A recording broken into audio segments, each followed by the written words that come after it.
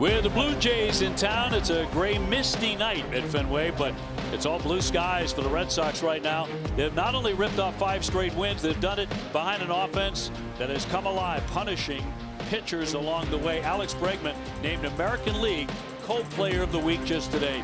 Dave O'Brien alongside Will Middlebrooks, and also Tom Caron coming your way in just a moment. The offense has been really fun to watch here, particularly since the Red Sox came back home to Fenway. Well, OB, I mean, it's been an absolute pleasure to watch these guys.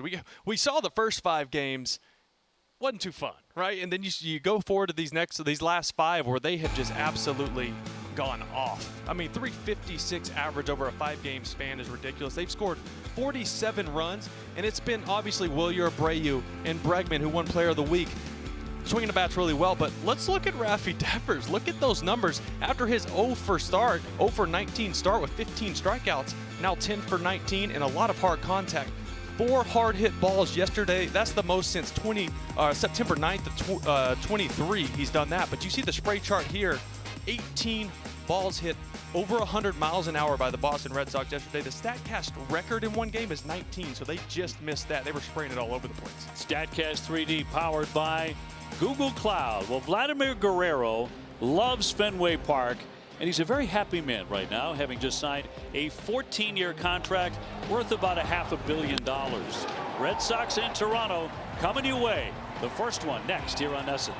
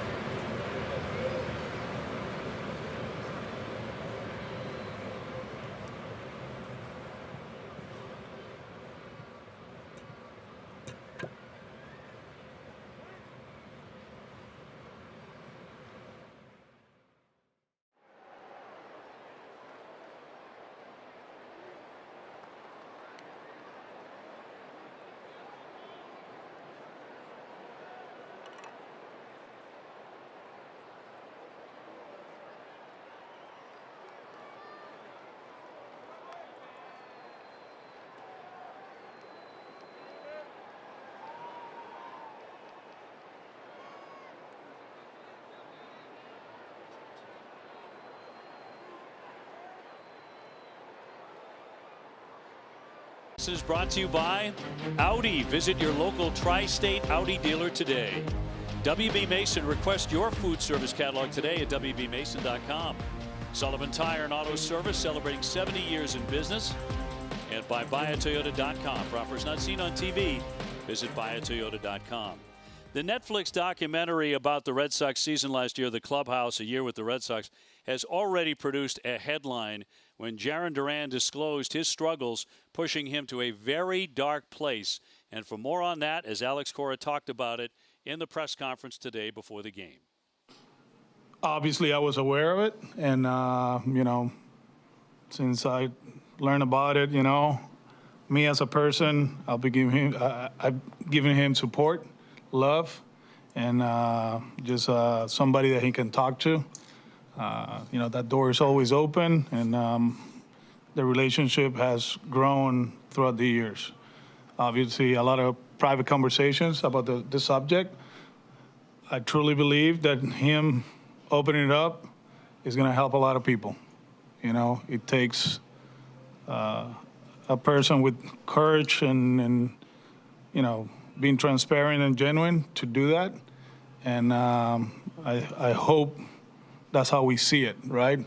That he will impact others, and he's going to save lives with what he did in Netflix. Can you say when you first learned about Woody?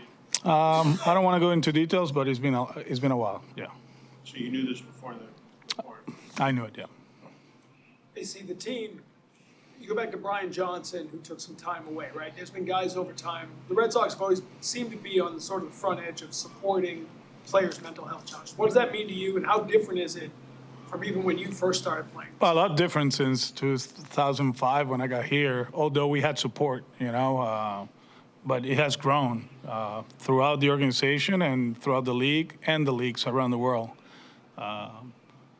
One of the things that we talk about it this offseason, it wasn't about Jaron's situation. We've been like sometimes players feel like, the mental skills coach and that structure that we have, they work for the organization. No, they actually work for you. They're here for you. And I lived it, in the past with players. I use them whenever I need to, and I think it's something that is a tool and a department that is needed in every team, every professional team, every company is needed. We know that, we live in a tough world. We do. And the pressure to perform at this level is unique. Nobody knows what a professional athlete has to go through. And we lived it through Jaron, right? Throughout his career, we've seen part of this stuff, right? And I'm glad that I work for the Boston Red Sox, and we take this very seriously. And the people that have worked with our players, our personnel, the people in the front office, they're amazing people, and they mean a lot to us. They put our athletes in a situation. They put them. They take them to the next level. Being honest, because without them, it'll be hard to perform. How do you overcome the kind of skepticism of the question of a mental skills or mental health professional who works for the team in seeking out help?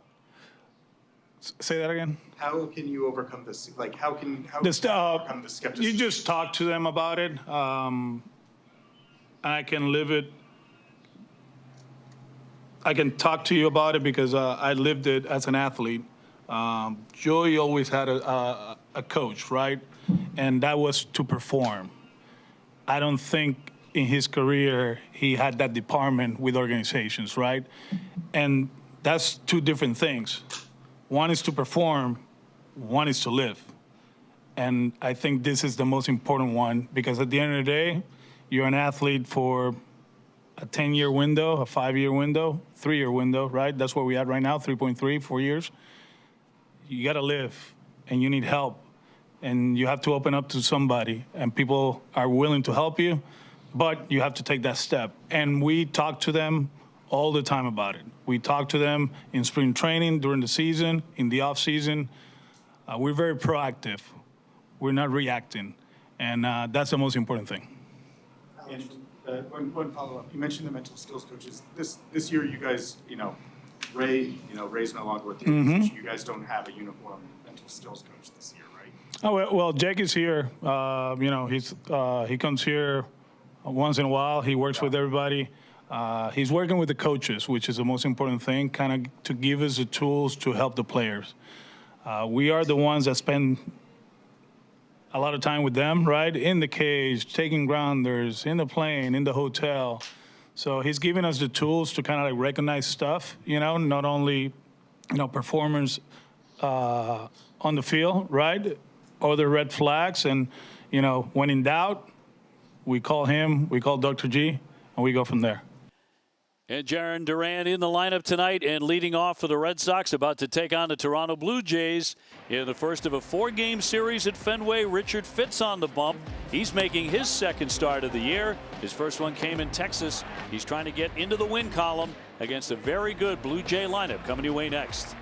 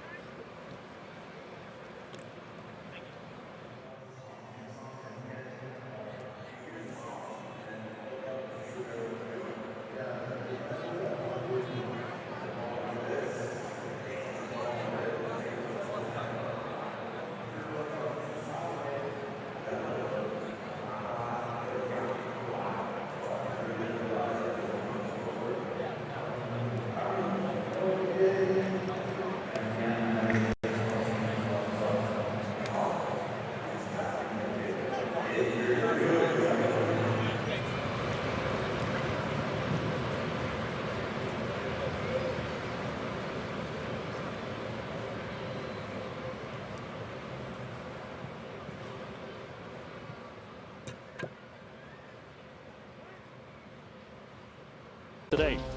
Plymouth Rock, the official auto and home insurance provider of the Boston Red Sox. By WB Mason. Request your food service catalog today at WBMason.com. And by Subaru of New England, the all-new 2025 Subaru Forester, SubaruofNewEngland.com. Dave and Will and TC with you here back at Fenway on a cold night. Going to be even colder tomorrow, but it is dry. Let's check out the T-Mobile coverage again. And on this date in 2013, Red Sox third baseman Will Middlebrooks went 4 for 5 and hit 3 home runs against the Toronto Blue Jays. He homered twice off of R.A. Dickey and once off of Dave Bush. Dave Bush. Come on, you think I'm not going to remember every detail of the best day of my life in a baseball uniform? That's the best day of your life. That's a great day for anybody. You guys surprised me because I had no idea that was today until just this moment. Yeah. So thanks. Now I feel a lot better about myself. So when you think back to that day, you know, is there any precursor to it? You woke up and you were feeling great, or you had a great round of BP? No, not at all. I think it was R.A. Dickey, and his fastball was 86, and that was right into my wheelhouse. It was right into the loop, you know. And he honestly, if we're keeping it real, he was tipping his fastball, and if he's tipping 85, 86, that's a BP heater for me. Did you pick up that? You no, did? that was my veterans. That was a veterans. I said, watch his glove. He shakes his glove more when he throws his heater, and he sure did. And you shook him up. That's it. Red Sox taking to the diamond here on a night they take on Toronto Blue Jays for the first time this year. Here's a look at the Blue Jay lineup. And it'll be Bo Bichette to lead things off. Now, Bo's about to get paid, I think, too. Ooh, sure is. He's playing shortstop. Vladdy at first base. Santander, the DH. He has yet to hit a home run. Jimenez, Springer, Kirk, Wagner, Lukes, and Roden, who is in left field, taking on the Red Sox starter. Brought to you by BuyAToyota.com. Richard Fitz 0-1, .450 ERA.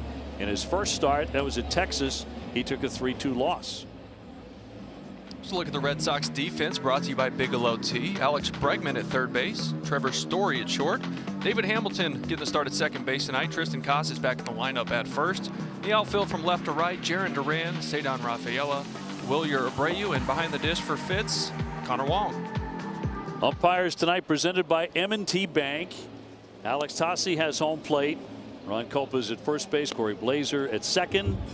And Manny Gonzalez, the umpire, at third. We're available to telecast. Can be heard in Spanish by selecting the SAP button on your TV remote. SAP brought to you by Toyota Certified Used Vehicles. And the weather forecast. 38 at the moment. Do we have to? We have to. With a chance of showers. And in from center at 8 miles per hour. It's gusting on occasion. And if you're Jaron Duran, you're looking for a warm spot. They got to have a heater in there, right? Yeah. I'm going to find one in here, too. We've got the windows open, at least for now. How about Richard Fitz? No sleeves. He's from the South. Went to Auburn. There's no way he's used to this. It's a very tough look. Will it last for 5, 6, 7 innings tonight? We'll find out. I have 3 jackets on, OP.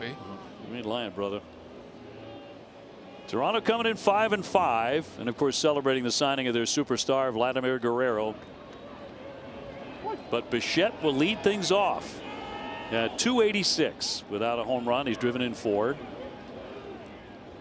And away we go tonight. Swings away and he flies that one. Abreu racing back. And a sliding play. Rafael made the catch. He comes out of nowhere on the warning track. Are you serious? To steal an extra base hit. How did he close on that and get to it? An incredible play. We're starting the night like this? I don't feel the cold anymore, OB. I'm feeling all warm and tingly after that one. I'm thinking this has double or more written all over it.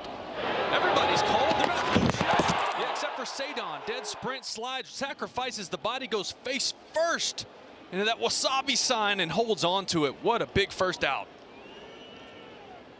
First pitch of the game. And here's Vladimir. 256, no homers yet. As they say in the big leagues, be ready. Oh, were you ready for that? No. I'm not sure I was. He wasn't even in the frame for a long time. That was going to be a double. What's awesome is I'm watching Abreu. I thought he had the best chance, and I realized he was underneath the ball. He just trusted Cedon to get there. Man, did he get there?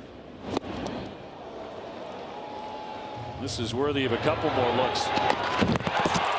And silence. Wow, you hear him smack that wall. That's just pure communication by the outfielders.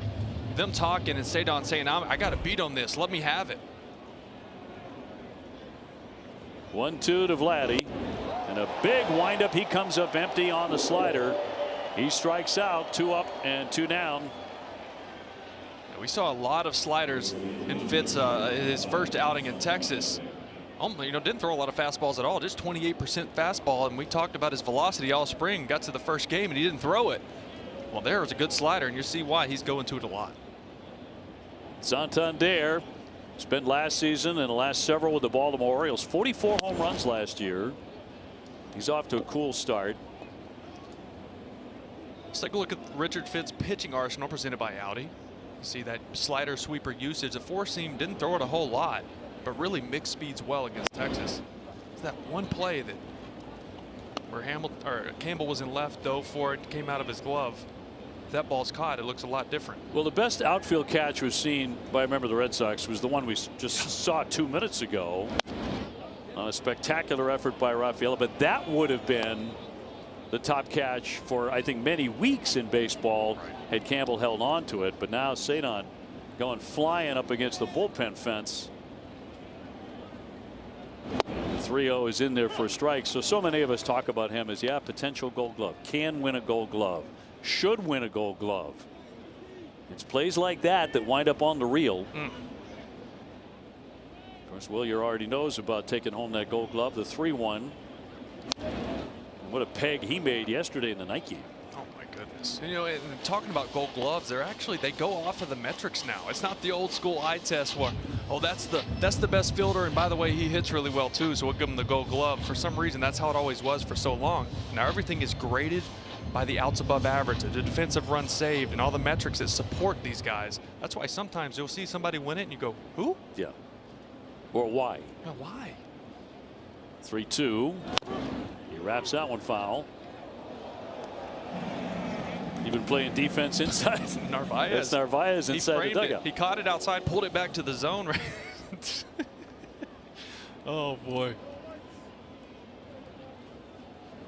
Trying to make it a 1-2-3 start tonight here against Toronto, and left it downstairs.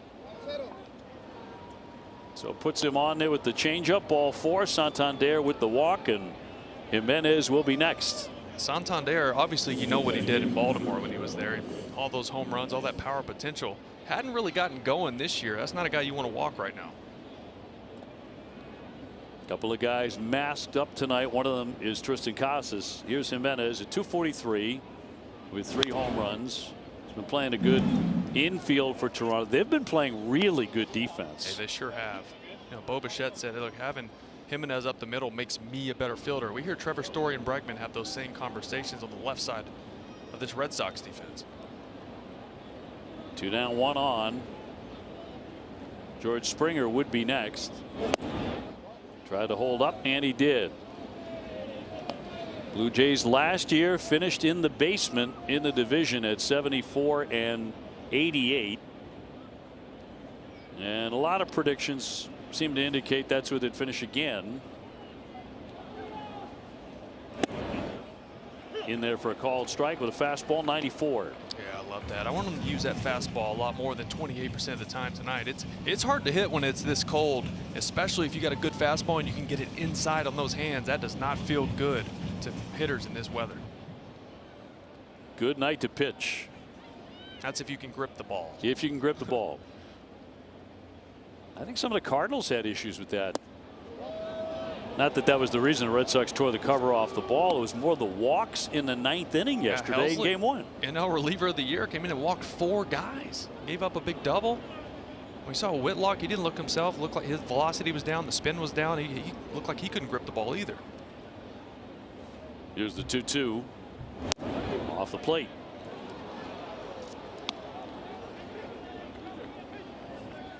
Yankees got beat today 6-2 by Detroit. That means the Red Sox at the moment are tied for first with New York. Pending the outcome of this one. Runner goes. And that's going to be downstairs and walked him. So after 2 fast outs, 1 on a spectacular catch, back-to-back walks will bring up George Springer. George coming out of the gate very nicely at 379 with a home run. He left the game 2 days ago. He ran into the wall out in against the Mets, but then he pinch ran late yesterday in the game, so I guess that gave away he was totally fine. So an early chance here for Toronto with 2 away. And strike. Sweeper 85 in there for a called strike. A small crowd here at Fenway tonight. After the Red Sox swept the St. Louis Cardinals over the weekend, doubleheader sweep yesterday.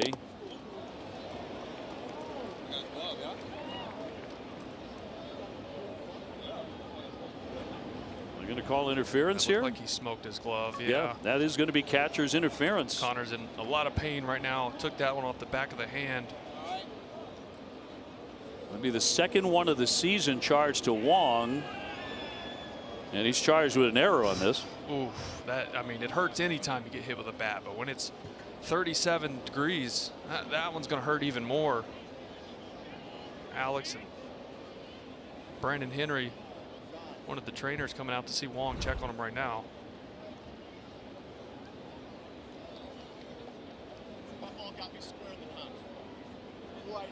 You worry about all those little bones in the hand. You know, we talk about hit by pitches and things like that, but when you get hit with the bat, that part of the hand is exposed at the base of the glove, and it is just wood on bone. You can see it right there. It's already swelling up.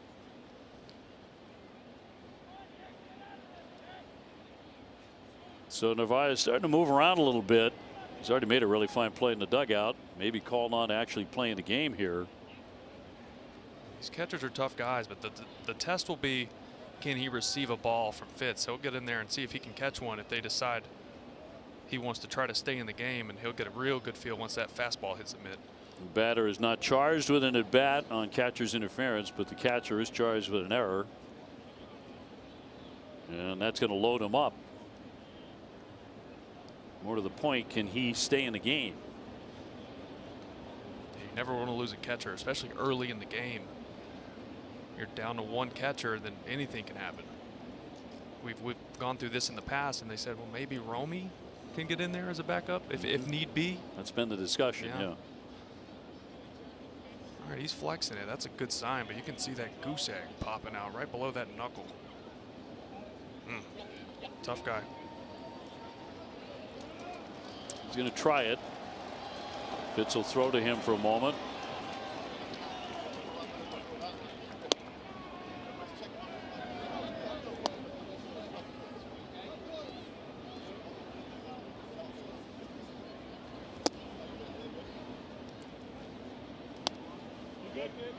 All right, we got a thumbs up. He will remain in right in front of Alejandro Kirk, the catcher. With the bases all filled up, 2 walks and a catcher's interference for Toronto.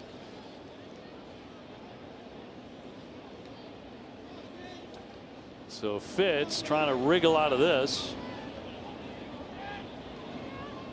Kirk likes to swing the bat and does immediately, and pops it up. Costas over near the dugout, keeps on ranging, but it's into the dugout. It's a weird sky right now. It's starting to get dark, but there's cloud coverage, and the ball kind of goes up and disappears at this time of night when there's overcast skies like that. I had a hard time seeing it from up here. Getting mistier too. Kirk just signed a 5-year $58 million extension at the end of March.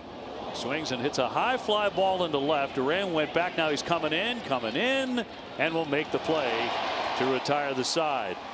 And that is all. 3 men left.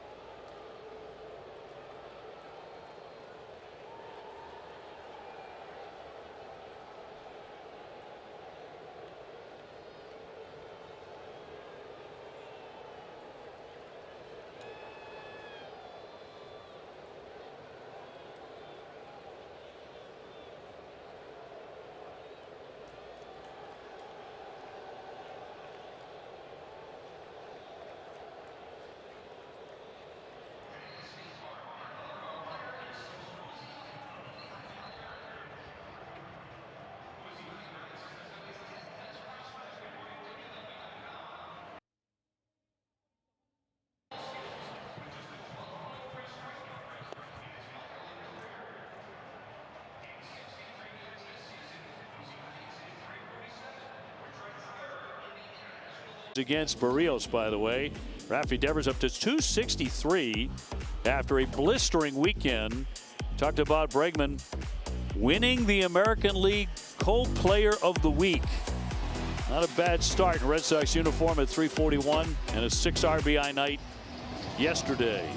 Taking on the Blue Jays starting pitcher Jose Barrios, the right-hander. 0-1, 6.75 ERA. 30-year-old from Puerto Rico. Jarren Duran 7 for 15 off him. Drives that one back. Roden leaping. He's not going to get it. Make it 8 for 16. He'll stop at second. By the way, 3 home runs off this guy too. He likes what he sees. As 7 for 15 was kind of your mouth. I wanted to go make that 8. He just put a dent in the WB Mason sign and left. This ambush, 4-seam fastball up and away, and we talk about it all the time. The monster can get lefties locked in here at Fenway. If they set their sights out there and drive the ball the other way, that is a perfectly executed swing right off the monster. Leadoff double. Rafi next, 263, a home run, 8 runs batted in. 4 for 4, 3 RBIs in game 2 of the Twin Bill on Sunday. That's after Bregman did what he did, 6 RBIs in the 18-7 thrashing of the Cardinals. Rafi said, I'm really happy for both of us. I'm really happy to play with him because Bregman is a superstar. They're actually trading compliments back and forth in post. No, you're better. No, you better. I love you more. It's kind of like that.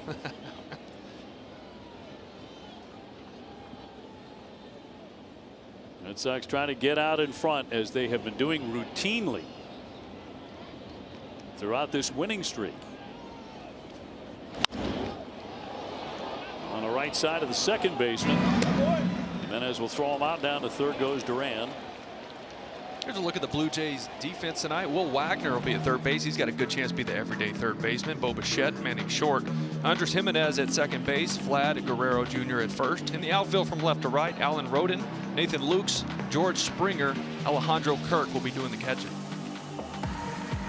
Bregman coming off another big performance. Infield is in. He was 4 for 5 with a home run and 2 doubles in the nightcap against the Cardinals. By the way, professional bat by Rafi Devers right there. Kind of giving himself up, just saying, you know what, they're playing me back. I'm going to pull this ball on the ground and just get Jarren over. He knows how important it is for this team to score first. Well, in particular on a night like this. Yes, where runs could be at a premium. It may be a 1-0 game, 2-1 game. And popped up by Bregman on the infield. Jimenez will make the grab. Bregman can't deliver there, so 2 down. It'll be up to Tristan Casas.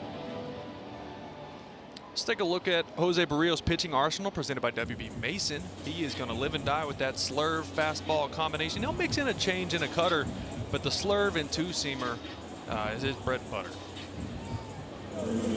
He was Toronto's opening day starter. He gave up 6 runs, 9 hits against Baltimore. So Duran at third. Casas in his career 2 for 9 against Barrios. On one cold night at Fenway, my pal Harv down in Florida rubs it in, says it's 83 down here. And you're hogging the heater. That hurts. Well, yeah, I'll open that up a little for you. It's okay. I'll live. A little. It'll be all right. He said, battling frostbite. Trevor Story on deck. Casas at 167, trying to pick up his 3rd RBI of the year.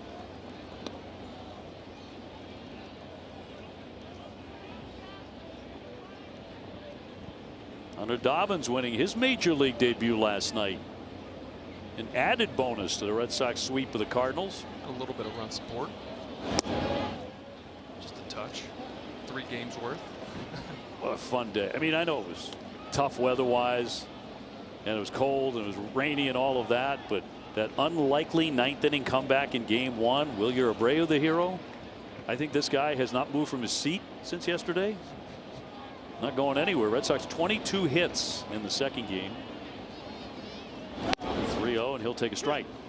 Didn't have to be.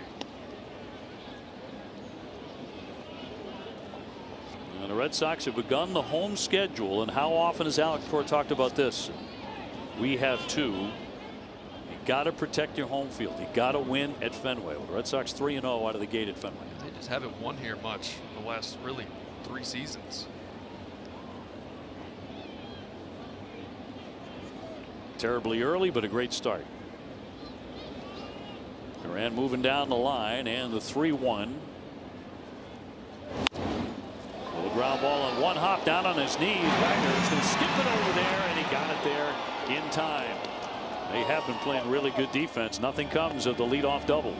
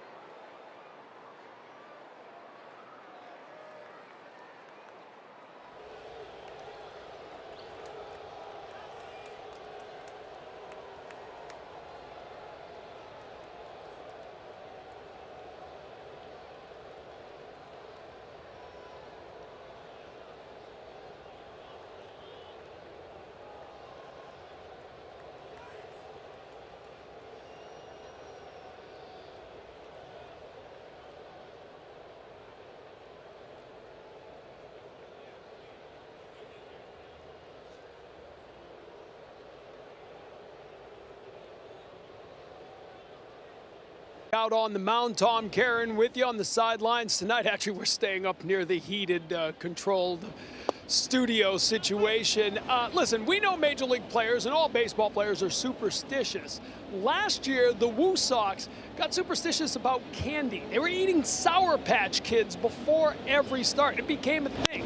Hitters would do it, pitchers would do it, and Richard Fitz would do it before his starts. It all began when some of the Woo Sox photographers would bring Sour Patch Kids, and then the players started taking them. Well, just to make sure he felt at home before Saturday's start, the Woo Sox sent some Sour Patch Kids here.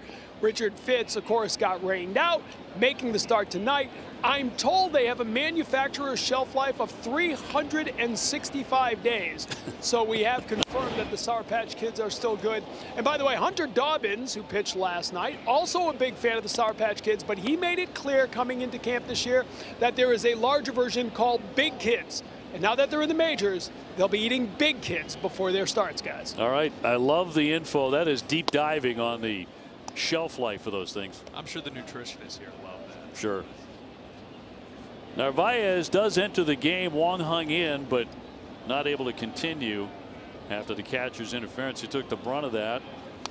So Connor Wong out. We'll get you an update if we hear anything else on that. But Narvaez, who's actually played really well as the backup catcher, now in. Been swinging the bat.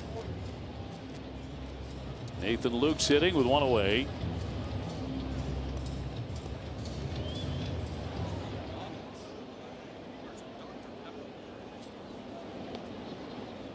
And the 1-2.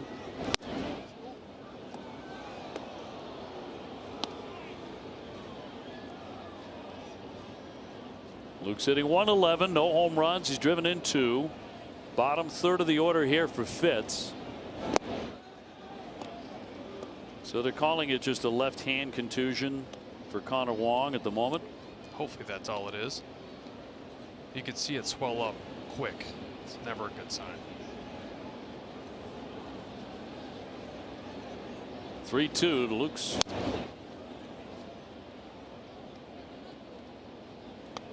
Fitz threw the ball well in Texas for the most part in a 3-2 defeat. 6 innings, 3 runs, 6 hits. Didn't walk anybody and struck out 4.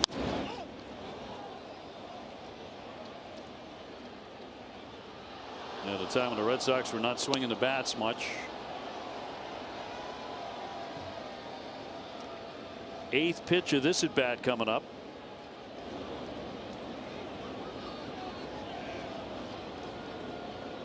And the payoff pitch to the lefty hitter. Pop foul again. I love that this fastball usage early in this game is up a lot higher than it was in his first outing for Fitz. He's got such a good fastball, and if he wants that slider and sweeper to remain effective, especially now that there's a book on him in the big leagues, you gotta get that fastball in there for strikes. By him, 95. A little something extra. Woo. Louisiana River, you know what that's called? Bayou. Look at that four-seamer, just challenged him right there. I mean, that is center cut. Show me if you can hit it. He was late that whole bat on the at bat against the fastball, fouling him off to the left side. Why would you do him a favor and throw him off speed? Fastball right by him. Allen Roden, the left fielder, to climb in. 3-18 without a home run. No score in the second.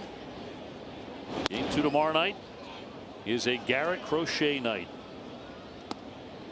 Got wind chills in the low 20s. Enjoy facing Crochet. I don't want to face Crochet on the perfect day. No. 75 and sunny. Liner and a play by Bregman. He snatched that.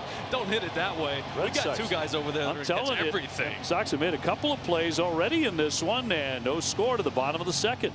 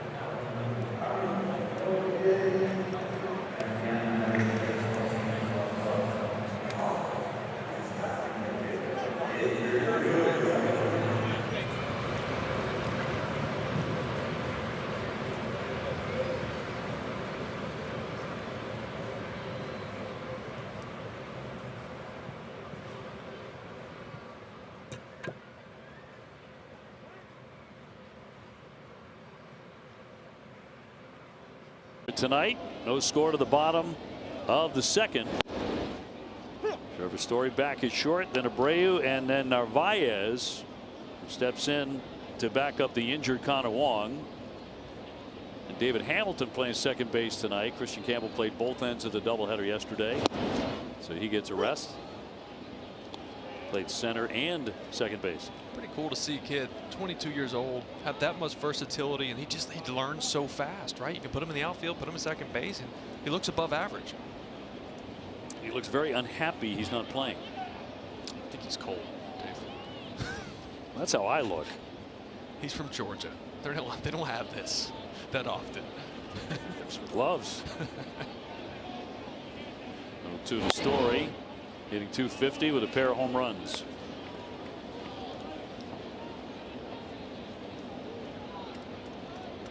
Little 3-game hitting streak for Story. 7 for his last 21. At short, Bichette. One away. Yeah, looking back to the last out of last inning, Bregman playing in just to guard against the bunt, and we see him play in a lot, but his reflexes are so fast. He saves a double right there to end the inning. Great play by Alex Bregman. I feel like I've been saying that a lot lately. You're not alone. Wilyer Abreu checking in at .483 with 3 home runs. 12 runs batted in. 4-game hit streak. Batting stats presented by your local Honda dealers. He recorded his first career walk-off RBI in the 10th inning in a Game 1 yesterday. A wall ball to win it.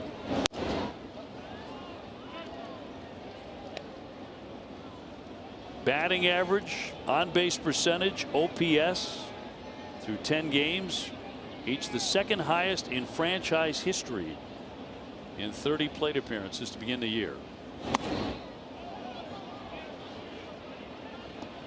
And yet, Alex Bregman won AL Player of the Week. That's right. Because it's a good problem to have, right? He's that good and he doesn't win the award. Williers like, what do I have to do, by the way? I don't know what else I could do. 2-1 hammered foul. Look at the walk-off yesterday. He really had an all-around outstanding. I mean, how fun was this? I mean, Helsley comes in and you're thinking, all right, that's ball game. He does what he does. And then once we get Wilyer to the plate in that situation in the extra innings, you're like, you know, the way he's swinging the bat, ball game's over. Exactly who you wanted to see right there. AL ranks #1 in batting average, #1 slugging, OPS, and WAR. And then you have the defense, right? Oh. And the throw that he made yesterday, right there to Bregman's glove. He barely had to move. I'll tell you what, I've seen enough. I started GoFundMe just to get a statue built out front for him already. The way I mean, the way he's playing ball. Obviously, he's not going to hit 480. I get that, but wow, what a start. 2-2. After the battle, as he takes strike 3 that he had with that gastrointestinal virus and lost all that weight, he probably would have been the last guy you would have predicted that kind of start. But time now for the All-State good hands replay. His throw from last night against St. Louis. Yeah, look at this. I mean, what's crazy is Trevor Story's there to cut this ball off, and this ball is so low, Trevor Story actually could have caught it, and it still got to Bregman in the air. I mean, that is an absolute bazooka on the money. If it's anywhere else, Newbar's safe. Perfect. 2 down. Narvaez checking in at .429. Driven in 4 runs too. These are the games you get 2-3 hits. You don't start, you get rushed, get thrown into the game. You don't have time to think. He's been swinging a good bat. Well.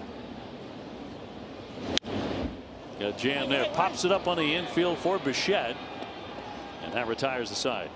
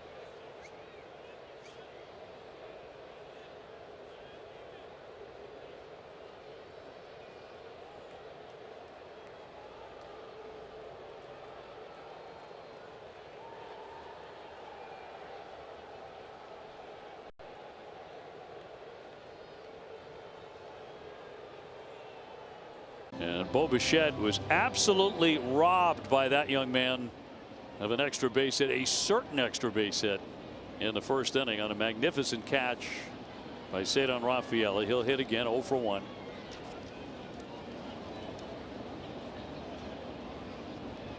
Bo with a different look as far as the haircut's concerned. Back to that outstanding play. Yeah, show me this all night. I can't get enough of this. First pitch of the game. Cedar covering, I don't know, 70 feet, maybe more. Slides, goes face first into that padding. Shot toward the alley.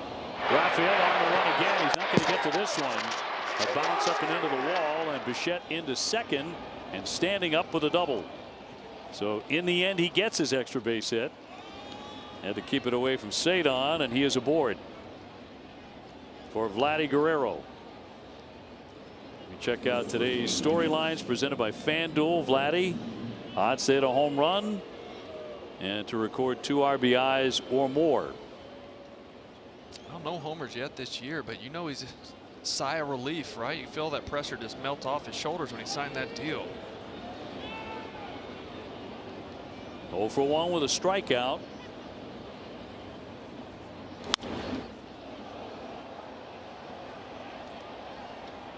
Well, he's 26 years old now. 4-time All-Star. So he'll be around 40 when the contract expires.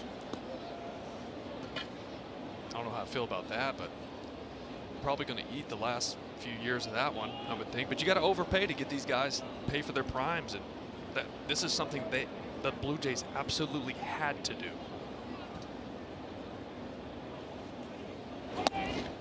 Would not offer. Yeah, they lost out on Ohtani. They lost out on Soto.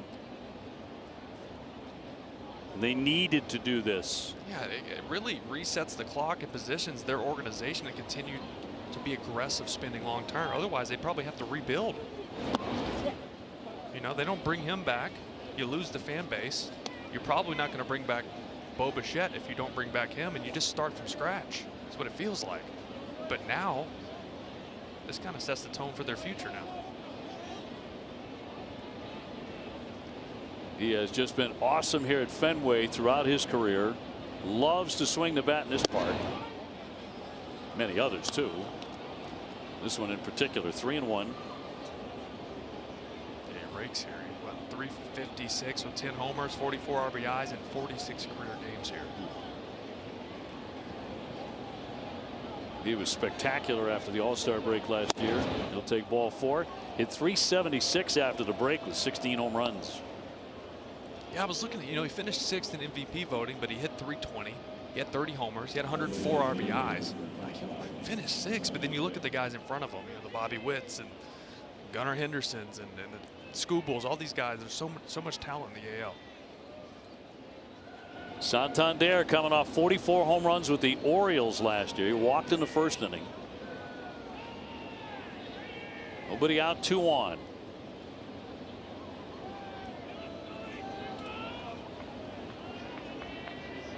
Santander switch hitter.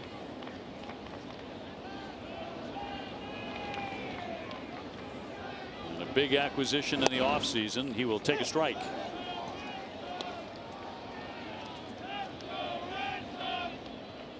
Jimenez on deck.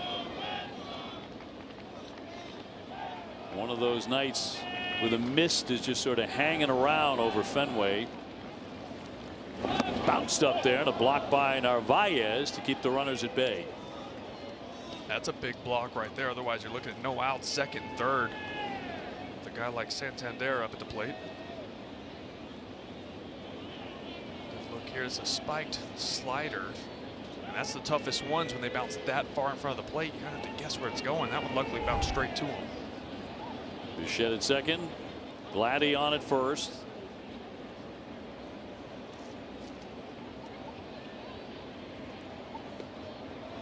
Santander, an all-star and a Silver Slugger winner for the first time last year.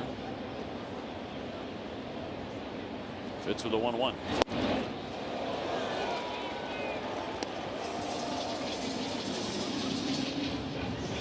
wonder if he's rethinking the whole no sleeves thing.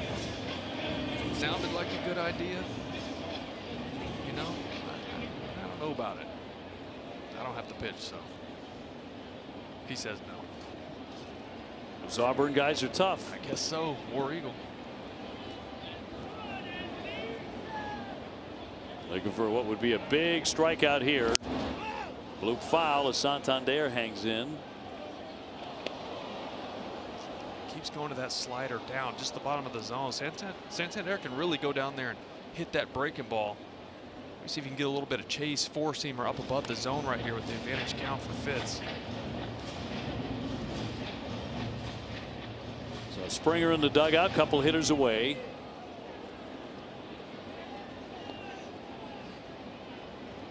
And a 1-2 pitch to Santander. Yank behind the bag, scooped up by Casas. He'll get the out at first. Bichette down to third, Guerrero to second. And one out. Yeah, I like the pitch sequence there, but the slider's down, then you go fastball up and in. He just didn't get that one up quite high enough. He wanted that one up above the zone. Ended up catching the zone just enough for Santander to be able to put it in play.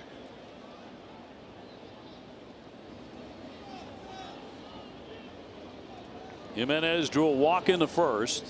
They loaded the bases on 2 walks and a catcher's interference. That's the play where Connor Wong was injured. A left hand contusion. And eventually had to leave the game. High drive into right field. Abreu backing up. Has room and he'll make the play. Bichette will tag. He is in to score. Vladimir down to third. And Toronto on the board. It is 1-0 Blue Jays. Yeah, I think we're lucky that wind's blowing in and it's in the 30s.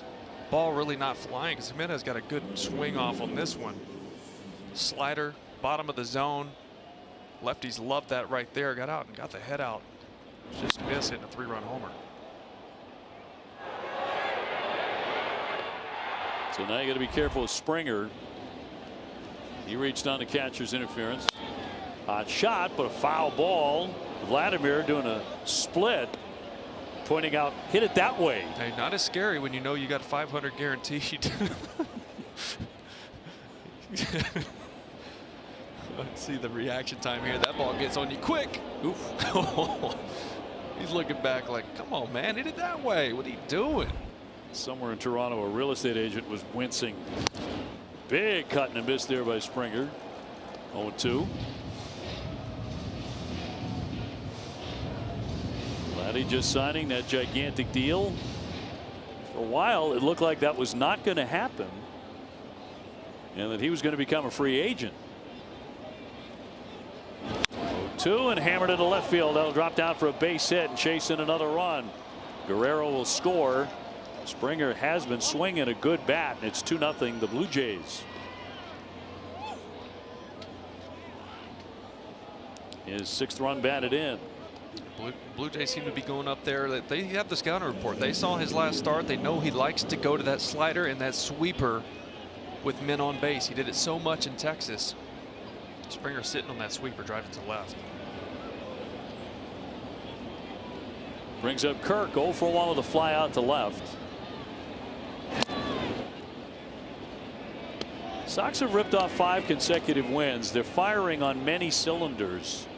But aside from Garrett Crochet, who was spectacular, of course, in Baltimore, and goes tomorrow night, starting pitching has not kept up.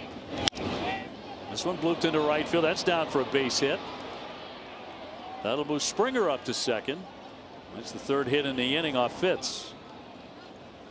Good time for a little mound visit for Narvaez. He's actually headed out there right now. Just slow things down, talk through the next batter. Bailey will come out as well. Kind of go through a scouting report, give him a breather, let him reset.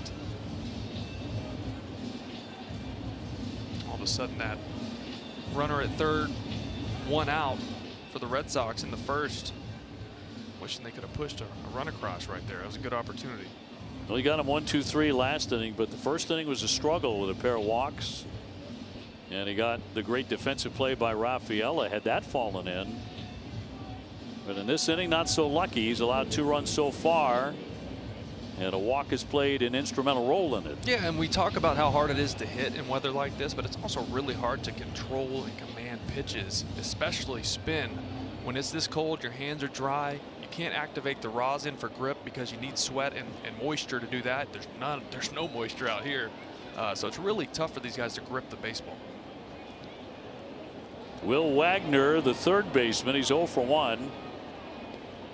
His dad is the Hall of Fame closer, Billy Wagner, who only threw about 98, 99. Ouch. Fouls that one off himself. No. Oh, he is in some pain. He crumbled. Schneider, the manager, will head on out now to trainer. That looked like a guy. Was that shin? I think it was like right on the shin. Take a little look at this one. Oh, right above the shoe. There's nothing but bone right there. Ouch. Been there. Maybe not in this type of weather. When it's this cold, I had this approach to play called the 4 before 3. I just wouldn't swing. I just pray you threw 4 balls before 3 strikes. I just What a strategy. How'd that work out? decent, actually. These guys can't grip the baseball. I give them too much credit out there, you know. And he's going to stay in. That did pitch a bit for the Red Sox. By the way, the Blue Jays have a type, right? If your father was a big leaguer and a pretty good one, Yeah, you can come play for us. you are not lying. We like show kids. Something to that. He came in hitting 292. First and second. And a play on. Love that. You might not have any plan of picking him off, but you just put that in the back of his mind. Maybe shorten up that lead just a bit. Springer getting back in. Kirk at first. The 0-1 from Fitz. In there for a strike.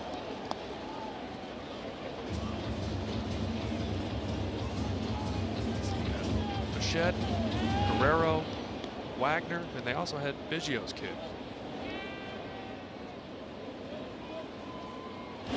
2 rattle foul.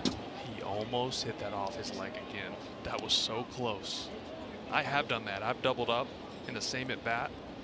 I don't recommend that, OB. How long do you wear that? I think I still have it's like a dent in my shin. It's still. Now Fitz trying to escape.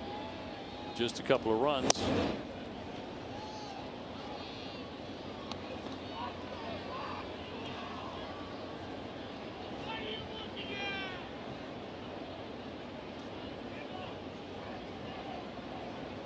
Wagner had 3 hits in his Toronto debut. Started fast, and another knockdown by Narvaez to hold the runners. Gosh, he's good back there. He can frame the ball really well. I love how he blocks the ball. Just kind of deadens it off his chest. Well, they teach that with these guys. They angle their chest in a certain way that it just deadens it, knocks it in front of you so it doesn't kick off to either side so runners can move up. 2 on 2 out, 2-2.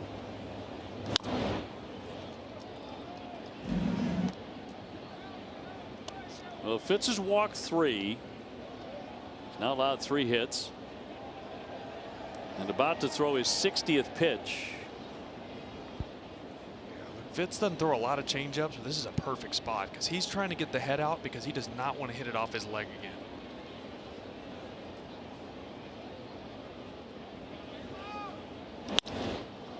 Shot into center field. Rafaela backing up a bit to make that catch, but Toronto gets 2.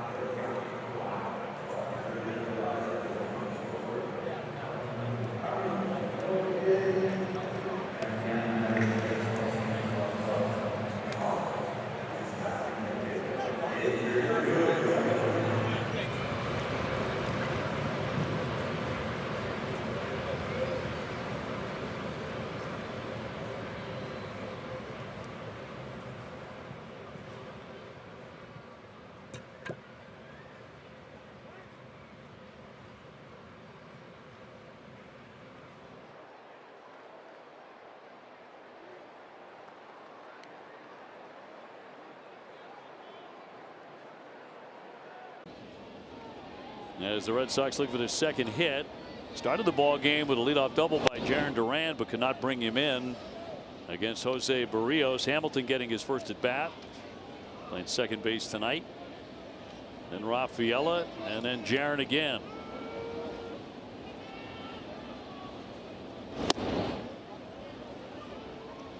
As we came on the air tonight, we were talking about the Netflix documentary about the Red Sox season last year called The Clubhouse, A Year with the Red Sox, which is beginning to air and has already produced a headline when Jarren Duran disclosed he attempted suicide when his 2021 and 2022 struggles pushed him to a very dark place, as he put it.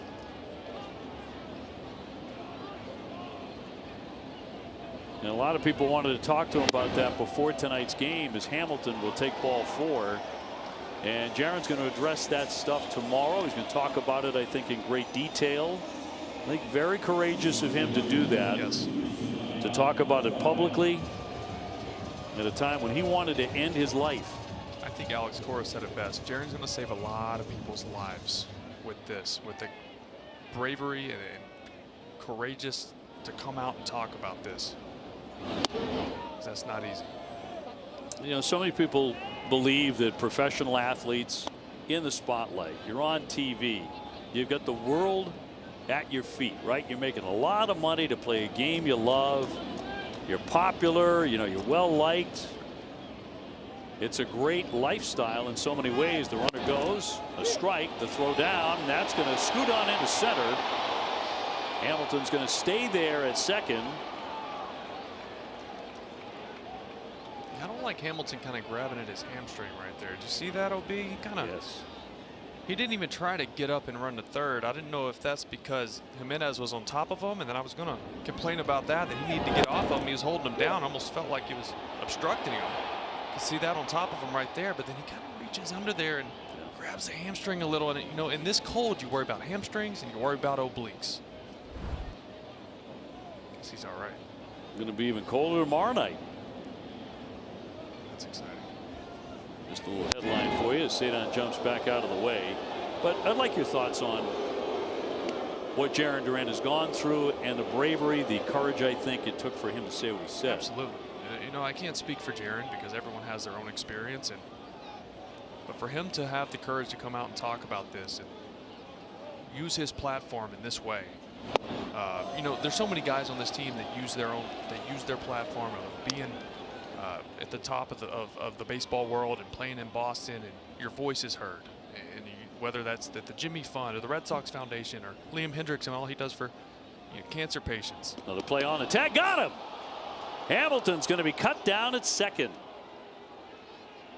Let's see if the Red Sox challenge. Cora's thinking about exactly that. And no, he is going to be out, and no challenge on the play. Yeah, that's tough. You know, obviously, you know, Hamilton trying to make something happen. That's how he plays the game. It looks like he just caught him a little off guard.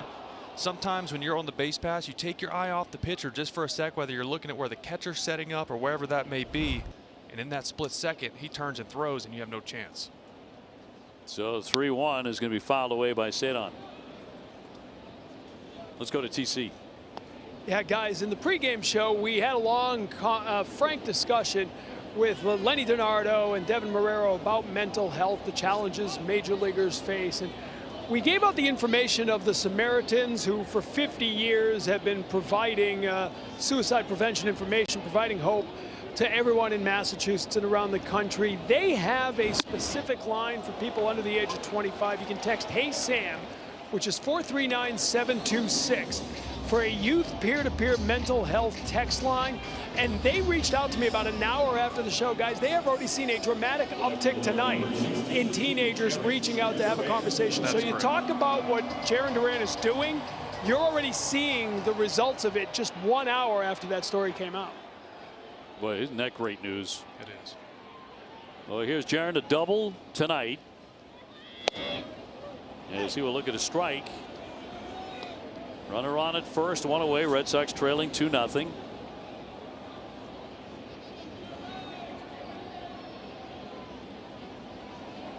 He had such a spectacular year last year. he will bound that one into right field for a base hit. Rafaela heading into third. Duran heading into second. He's going to dive in there. Second and third, and one down. Because why not, right? A single's never just a single for Jarren Duran unless the ball is on the infield dirt already. If it's still on the grass, he's going, and he's going to force you to make a perfect play. This is a single for 99% of baseball. Not if you're wearing number 16 on your back in a Red Sox uniform. Not 1 second did he think about stopping at first. Well, a doubles machine last year with 48. And a couple more tonight. And now Rafi Devers, who is 0 for 1. Rafi moved up Duran from second to third by grounding out his first time up. He's not trying to do that here. Red Sox down 2-0.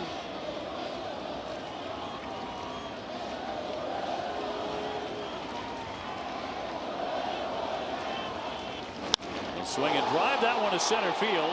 Luke's backing up, and he makes the catch. That'll get in a run. Duran down to third, and the Red Sox on the board. And when Duran got down to third, Vladdy Guerrero raced from first base to behind the mound, screaming, "Get it in, get it in!" Yeah, they know who Jarren Duran is now. The whole league, he put the whole league on notice last year.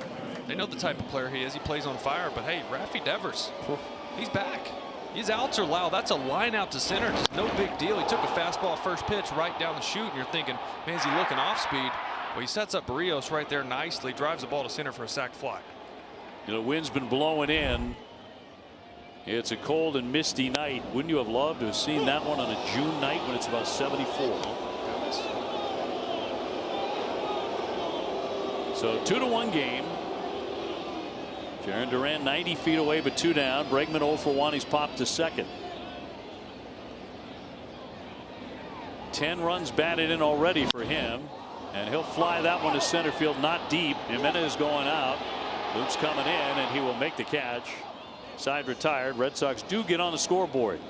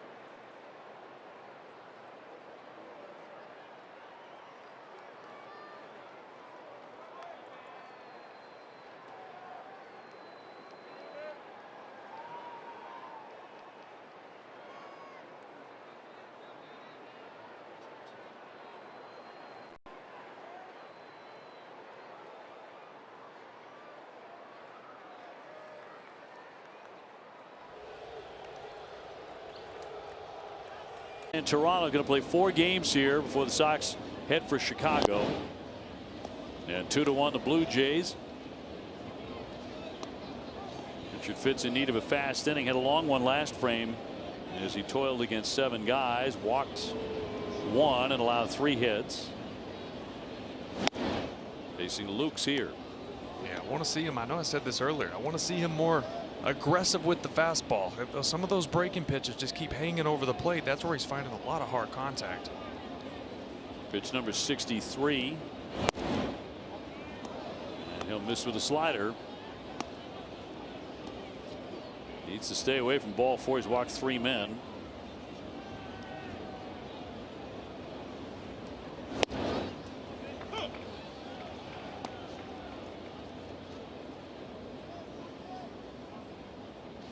Mentioned Tigers beat the Yankees earlier today 6-2. 3-1. Little looper here. Bregman ranging and getting under. 1 down.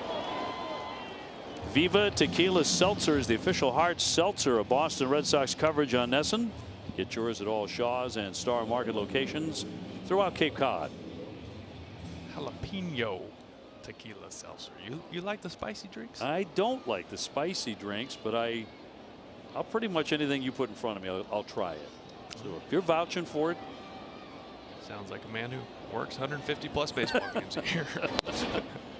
You've got that right. In for a strike on Roden, who's 0 for 1. He has line to third. Bichette to follow him. Showing bunt and fouls it away. Not a bad idea given the conditions tonight. Absolutely, yeah. Even though it's not raining, it had that like mist thing going on earlier, and there's like a little glaze on the grass. The ball rolls through it. It gets really wet. Yeah, it's still missing out there a little bit. Not to mention a cold throwing hand. 0-2. Passed him at 96. He humped it up a bit to get the strikeout and 2 down. You know, that's how Fitz won the job in spring training. The fastball. We talked about his velocity being up a couple miles an hour. Seen a lot of 93, 94. I get it. It's cold, but he's got that in his back pocket when he needs it. Bo Bichette robbed in the first inning by Cedon, and then came back with a double into left center and scored a run in the third. Yeah, Bo doesn't look like Bo without the hair. I was thinking the same thing. He just doesn't look like him. Used to all that salad.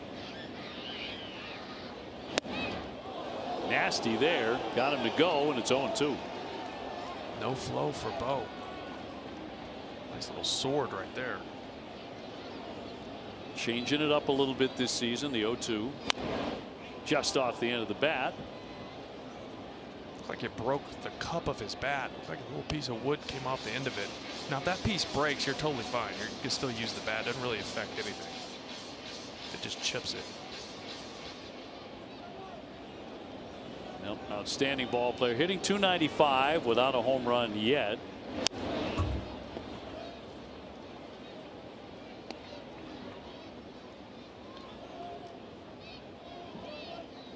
.30 doubles, 20 homers, 3 consecutive seasons in Toronto for Bo Bichette. And down he goes hacking. Yes. If Fitz needed a quick inning, he got it.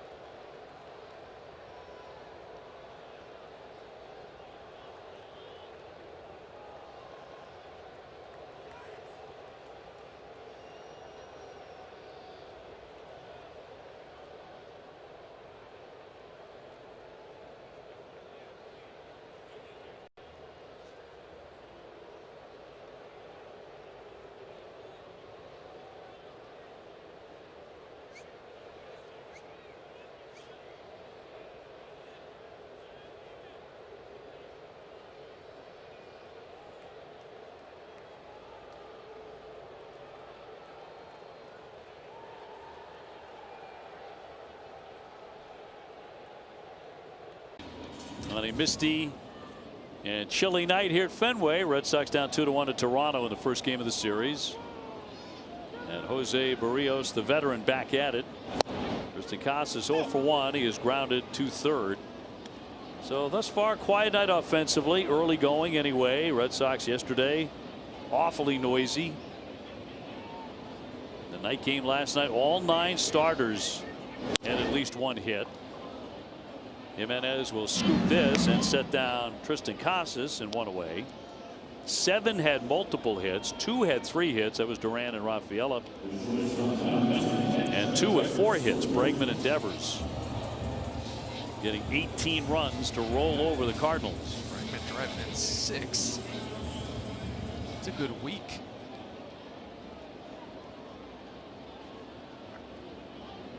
One down for Story. He has grounded a short 0 for 1.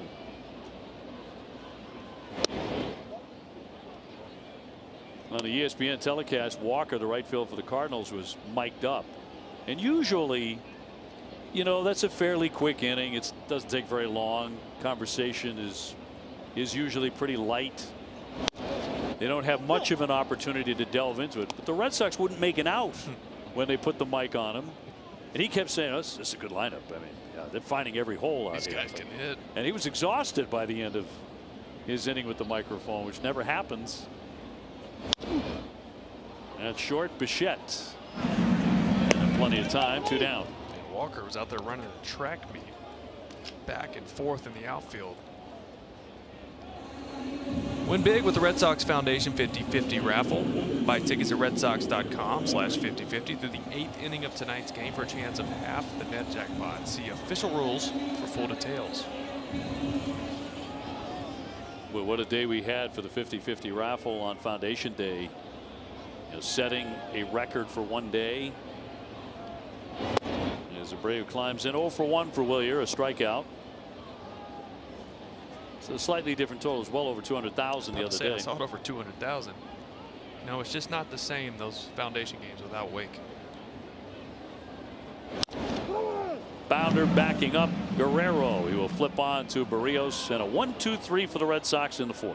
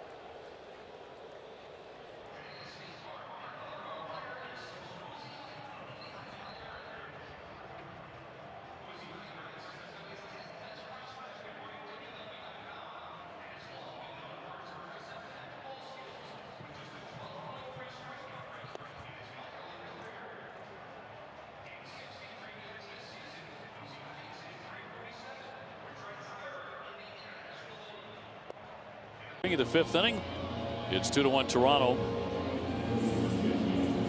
And Vladimir Guerrero in front of a number of fans who are doing whatever they can to bundle up, keep warm tonight. Vladdy walked and scored a run last inning. He's 0 for 1. Very nice year last year. 323 with 30 homers. He drove in 103. He'll go up the middle for a base hit. So he is on to start the 5th, and let's go to Tom Caron. Hi guys, tune in tomorrow. Garrett Crochet taking the mound against the Blue Jays. Our coverage begins at 5:30 with first pitch coming your way at 6:45 right here on NESN and the NESN 360 app. Garrett Crochet also the guest in tomorrow's edition of 310 to Left. We sat down, had a great conversation with him about the extension and the process that led to his decision to stay with the Red Sox over the long term. He said it went all the way back to the winter weekend Fenway Fest we had here. Said he was blown away by the number of fans here on a cold winter day and by the excitement they showed on a day that frankly was maybe a little warmer than today. But he said it was just an amazing experience right out of the gate, and said that led to him going into spring training trying to learn everything about the organization, and that he immediately was impressed by the pitching group. He's built a great relationship with pitching coach Andrew Bailey as they continue to tinker on some of his secondary stuff, all the while throwing out high 90s velocity. And I asked him if you can be a crafty lefty who also throws 99 miles an hour. He said that'd be pretty good, wouldn't it? You can dice guys up with the secondary stuff, but still have the heat. Great conversation. You'll hear it tomorrow on 310 to Left. Look forward to that, TC. And you know, you take from that, a fan base can very much help lure a player or keep a player wanting to stay. That's out at second and out at first on the double play. Red Sox turn 2 on a hot shot and 2 away. I'm pretty sure they still lead baseball in double plays turned. I mean, how nice has it been when the ball's hit on the ground? You just go, well, all right, you're out. Obviously the left side's strong, but Casas has made a lot of progress over at first as well. It's a nice pick. It's hit hard, so he's got plenty of time to wait, let Trevor Story get in a good position to roll that one. Exactly right. Red Sox continuing to lead the big leagues in double plays. Jimenez has walked and also driven in a run with a sac fly.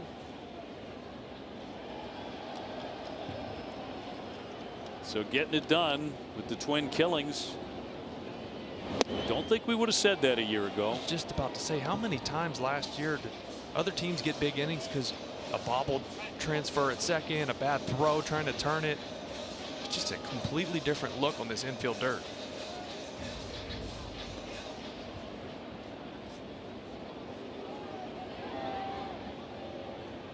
So 2 down for Fitz.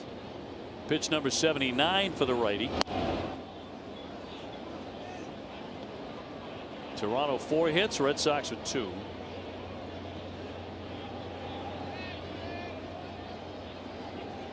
And a 1-2 from Richard Fitz will miss away and down.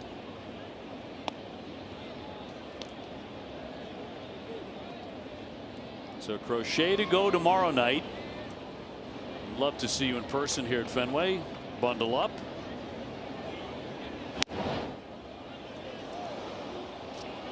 Tanner Houck will go on Wednesday. That's also at 6:45. All 3 night games at 6:45 here at Fenway. Walker Buehler pitches at 4:10 on Thursday. As he tries to find it again. That's going to be ball 4. So 4 walks for Fitz. That was an 0-2 walk with 2 strikes. You never want that to happen. So now he does have to face Springer again, who reached on the catcher's interference in the first inning and drove in a run with a base hit in the 3rd. 2-1 Toronto. First meeting of these rivals this year. Red Sox took the series, the season series last year, 8-5. Really like playing up there. Rogers Center went 5-1 there. Springer off to a good start, 12 for 30 to start his season. Cool 400. Now to UConn, runner goes. A strike to throw down, and that's off the glove of Hamilton. He had to kind of lunge for it. The runner's going to stay at second. Jimenez will stay right there, but picks up the stolen base.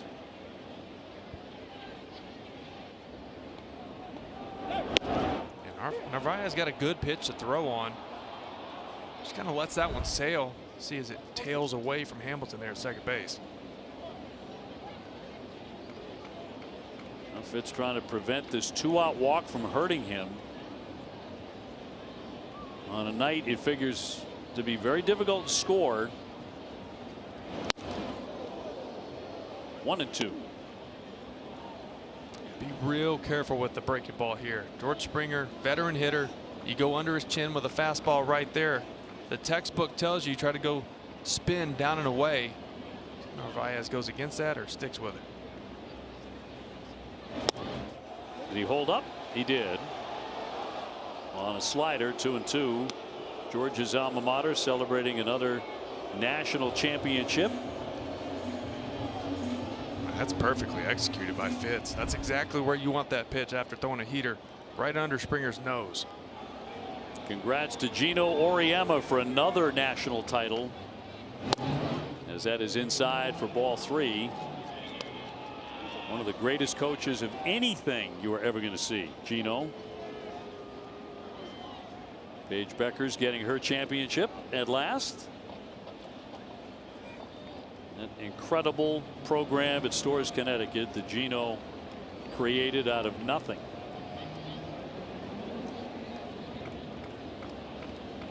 And blew out South Carolina. Here's the 3-2. Hot shot, fair ball down the line. That'll score the run. Jimenez in. Springer with a big turn trying to get back. The throw back to first base, not in time to get him, but he does pick up another RBI. A 2-out walk indeed was painful. Yeah, and there's another breaking ball in the zone, finding hard contact. Fitz fastball's been really good, but he keeps missing arm side as he gets ahead. Not feeling the command on the fastball, especially with the righties up there. We've seen a lot of them missing up and in on the righty, so it goes to the breaking ball over the plate. You just got to finish that pitch. So it brings up Kirk. Will pop it up into short right. Abreu coming on, and he is there to make the catch. Side retired, but a run comes in to make it 3-1 Toronto.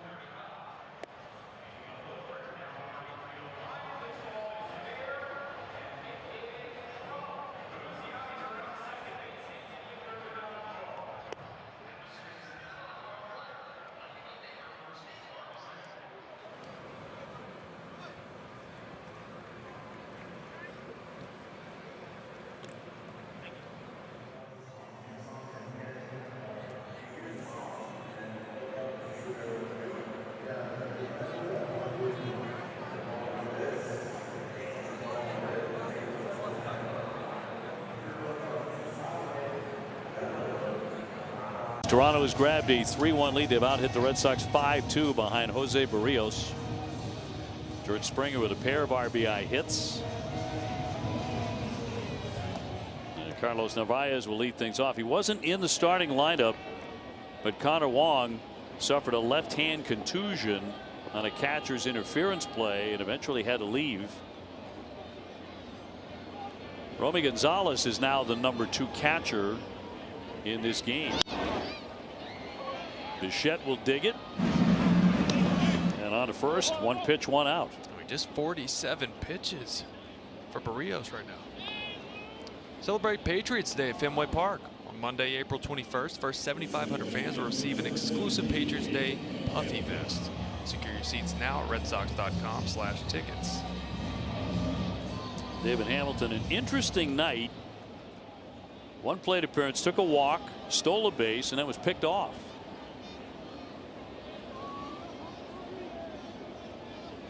Indicating a bunt, and he'll look at a strike. Wagner's third baseman came in a couple of strides. Rafaela next.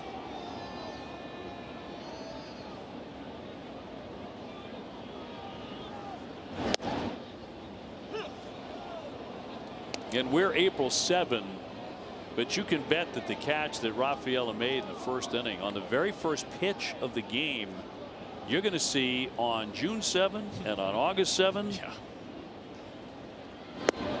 You remember the play Jackie Bradley made in left center where he rolled into the fence, kind of slid into the fence, kind of like Cedon did there in right center. We still show that play every year. That was an incredible play. I mean, it was risking life and limb, as Cedon did. Behind the bag at first, collected by Guerrero, and he'll win the sprint. Hamilton, of course, one of the fastest guys in the big leagues, but he's an out. 2 down. And Barrios just filling up the zone. Look, he's realizing, all right, these guys, it's a hard time to hit when the weather is like this. I'm just going to fill up the zone, let them get themselves out. It's been a lot of hard contact, but on the ground, a lot of ground balls. Well, he's always been a smart pitcher, very intelligent guy. Last year, the veteran won 16 games. Career high, #2 in the American League in wins. 2 years in a row, he's got 32 starts, about 190 innings both years. He walked Cedon the first time. He has scored the Red Sox run. Pitched 192 1/3 innings, 3.60 ERA, an outstanding year. He got off to a great start last year. First 5 outings, he had a 0.85 ERA. He was really off to the races. 0-2. Yeah, that slurve right there. Cedon want that one back, but that's Barrios' best pitch. Hitters hit just 188 against that all of last season. See it, that side-to-side action. As much as he throws it, it makes his fastball play up. Lifetime Barrios 4-6 against Boston, 3.84 ERA. Seen plenty of them.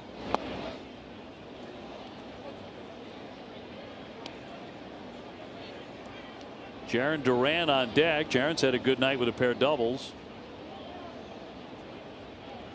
And Jarren was due to have some batted balls, find some grass. You know, the numbers don't tell you how his season's gone. Over the last week, he has lined out, it felt like 2 times a game, hard to the outfield. Yeah, he's been Mr. Atom Ball.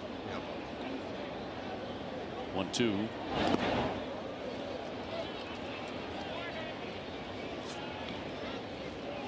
Barrios showing that slurve. Obviously he can land it for strikes, but gets to 2 strikes and he likes to bury it down and away, try to get some chase. Rafaela's kryptonite has always been that fastball up and in. See if Barrios goes to that here. Well, it was good to see Cedon take a walk in his first trip tonight. 2-2. And that is a really good take. Barrios thought for sure he had him struck out. 3-2. Went to the changeup here. You see this thing tail back, almost back to the edge. That's a great take.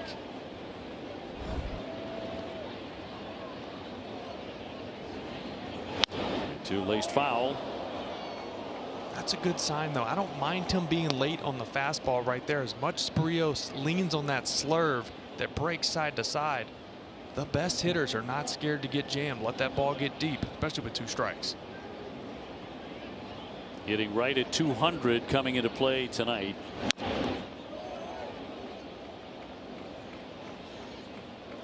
His named the 2024 Red Sox Defensive Player of the Year by the Boston baseball writers. He's had a good at bat here. The 8th pitch coming up. 3-1 Toronto in the 5th.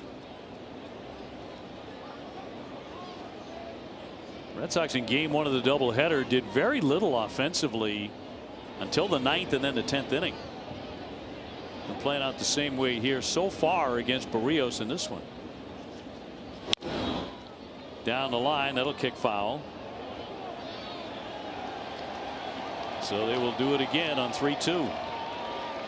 I'll tell you what, Cedon probably glad he got to run to first base. Warm you up just a little bit. You've been in the box for the last 3 minutes.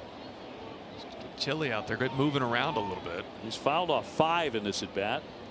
That's a great sign too. You know, Alex Bregman brings over that mentality.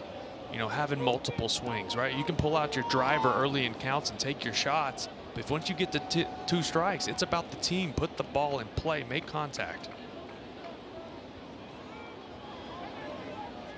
Red Sox looking to put a man on base. Going up the middle. Jimenez will throw on and get him. God, he's good out there. Very smooth. Their defense has been really good. 1, 2, 3, go the Sox.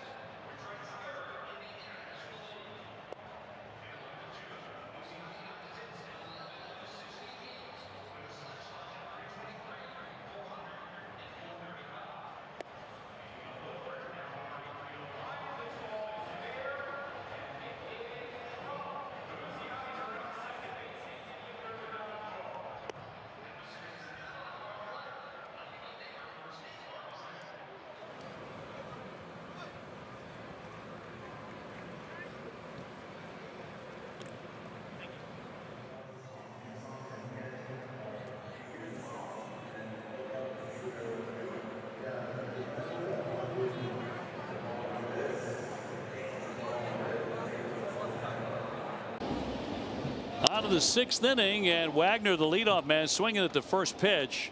Story will be called off by Duran, who cannot make the play. So those two, a little bit of tentativeness in shallow left field, and Wagner is aboard. Yeah, it always gets a little sketchy when the wind's blowing straight in on those bloopers in between infielders and outfielders. This is where it's Jarren Duran's ball, right? Trevor Story's job is to go out there and get everything he can until the outfielder calls him off. That is on Jarren Duran to call him off and take control of that play. So that'll be an E7. And a leadoff man aboard here for Toronto in the 6th inning. Blue Jays ahead 3-1 as Luke steps in and fouls one away. He's 0 for 2.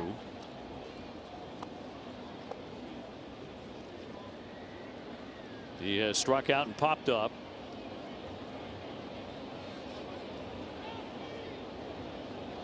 Red Sox with a quiet bullpen at the moment as that scoots away from Narvaez.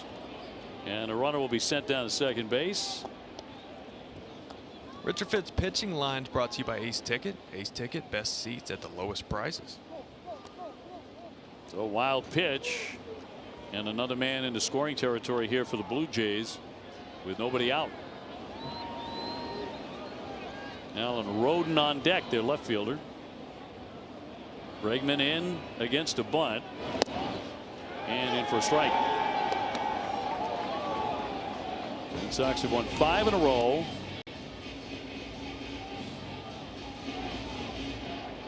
It was after losing 4 straight.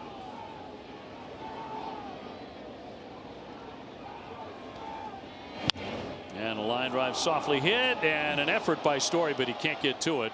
The runner will advance to third on a base hit by Lukes. And they're on the corners for Toronto. Yeah, thought Trev had a good chance to get to this. He got a good jump on it. He got jammed. He thought maybe that'll stay in here as soft as it was hit, but Trev just couldn't quite get leather on it. Gets real close, get a good look here, just out of the outreach.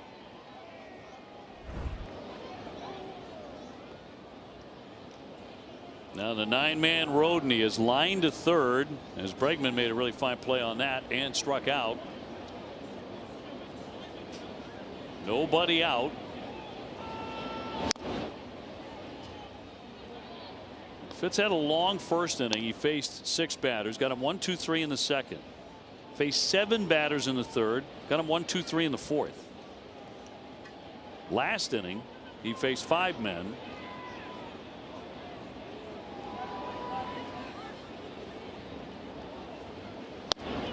Cut on and missed, and it's 0-2. Yeah, strikeout will be huge here. The Red Sox infield is back outside of Bregman and Casas. Anything up the middle, they're conceding the run for a double play. So a strikeout here would be massive. Time granted by the home plate on Tassi. Again, nobody throwing in the Red Sox bullpen. They had to use a lot of guys yesterday. You know, Zach Kelly didn't throw. They brought in Robert Stock. They added him to the roster today.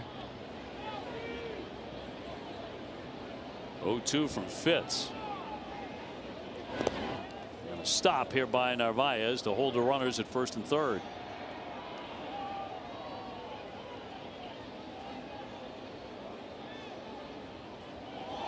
I realize it's only April 7, but a victory tonight for the Red Sox would put them into first place by themselves.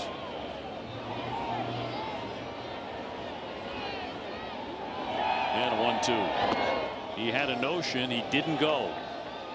On the appeal to Manny Gonzalez at third. And Robert Stock, you just mentioned him, now he's about to start to loosen. Pitch counts at 98.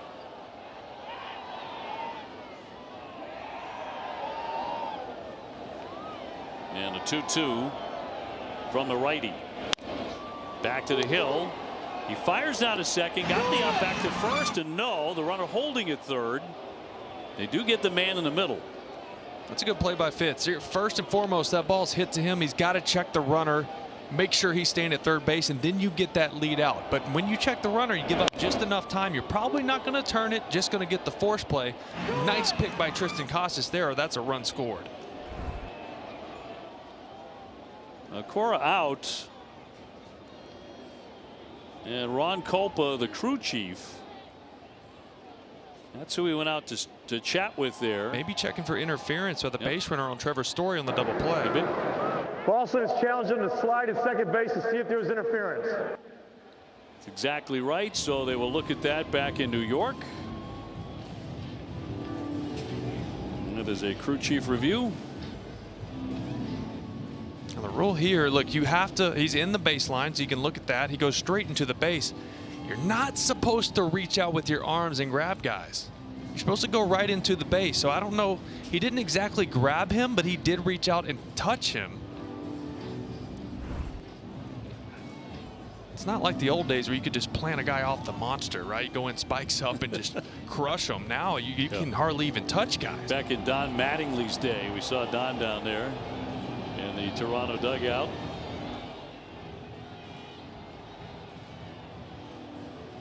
It didn't necessarily change the play at all, but that's just Cora taking a chance on this one because by rule, you're not supposed to be able to reach out and grab guys like that. I think it's worth it. Yeah, absolutely. Maybe they'll see it as a form of interference. Remember the old Albert Bell video? The guy's second baseman catches the ball on the baseline and he just clotheslines the guy.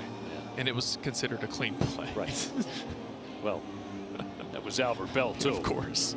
It's like a middle linebacker. Man.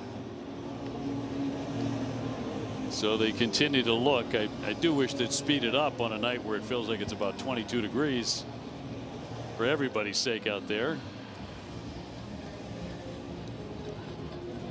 And Stock, meanwhile, so no sleeves on him tonight. Let's see if Ron Culpa has an answer. The crew chief at Fenway this evening. Still nothing.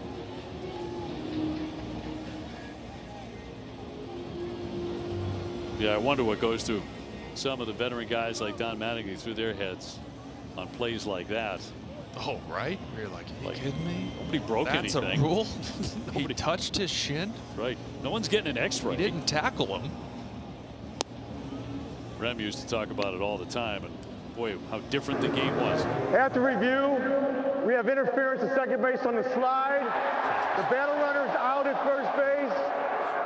We have interference because he grabbed the fielder's leg. Boston will retain their challenge. There you go.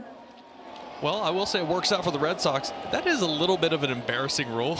Somewhat, you know, yeah. I mean, just for the the purity of the game, I get it. That's the rule. You can't reach out and grab him.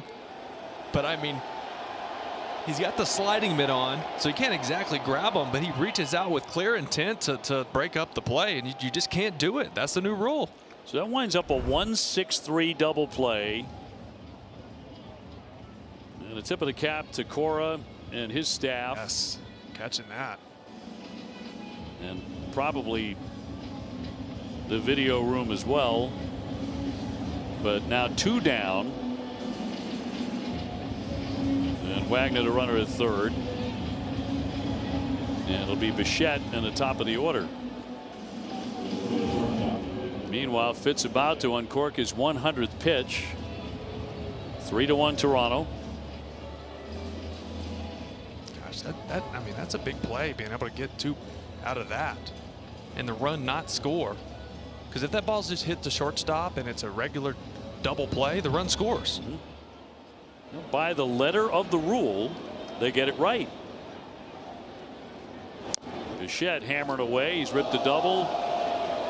He was denied an extra base hit on the first pitch of the game when Cedar Rafaela sprinted literally into the frame as you were watching it unfold. He was totally out of the picture until the last second. There was a 5% chance that he would make that catch. Ugly cut there by Bichette. Like he was swatting a bumblebee up by his face. 0-2.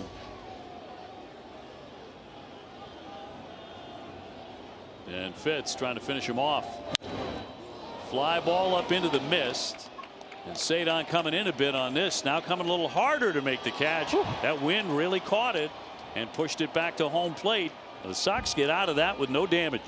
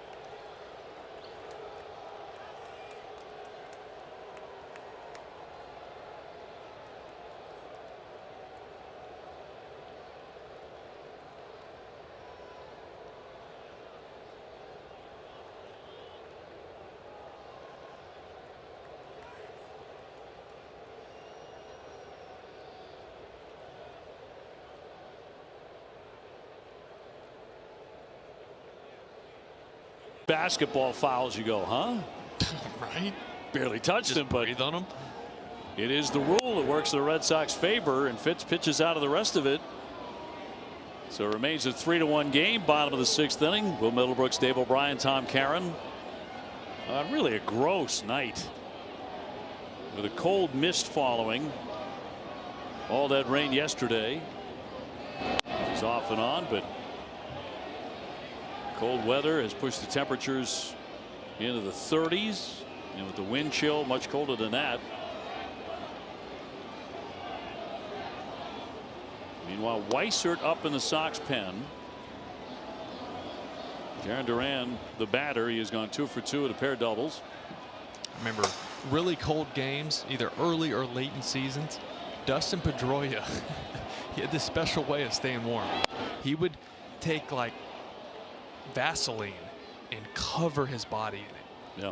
Chin down, everywhere, and then put his uniform on because it was close his pores so he couldn't sweat and he wouldn't get cold. Uke told us he did the same thing. Yeah. Kevin Youkilis on nights like tonight.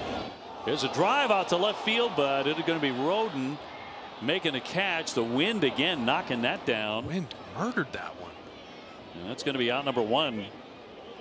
And we saw Rafaela racing in on a fly ball that was pretty well hit to center field. He had a long way to come as the inning ended previously. Yeah, that panic where the ball goes up and you see it and you're like, all right, I know it's going to come in, and then you have to hit a dead sprint or it falls. It's uncomfortable. Well, those nights. And Raffy, of course, with the power to hit it right through a gale. And he's about to step in. 0 for 1 with a sacrifice this evening. A little replacement of the rosin that missed it. It gets wet out there and you can't really get the powder to come through the bag. I don't know how much the rosin's actually going to help. Maybe the mist with the rosin can make it a little stickier. Could be. The days of bullfrog and rosin are long gone. Some pitchers are weeping at the thought. Shoot, when I'm playing these games, I want guys to have grip. These guys throwing 95 to 100 in this weather, I don't want one off the cheekbone. Kidding me? Use whatever you want. Raffy fooled on that one with a swing and a miss on a change. 1 ball and 1 strike.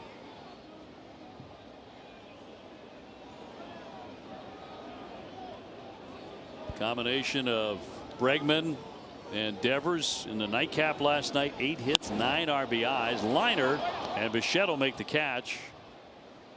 That'll be out number 2. So Jose Barrios has been sailing along here. His pitches by inning. Oof, efficient. 7 pitches in the 4th. He has set down 10 straight. Bregman has popped up and flied out 0 for 2.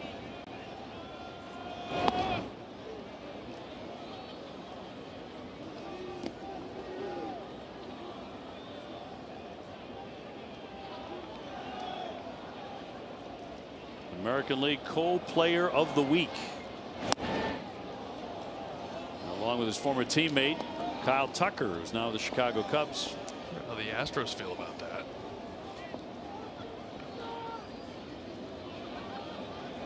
Sox have only 2 hits.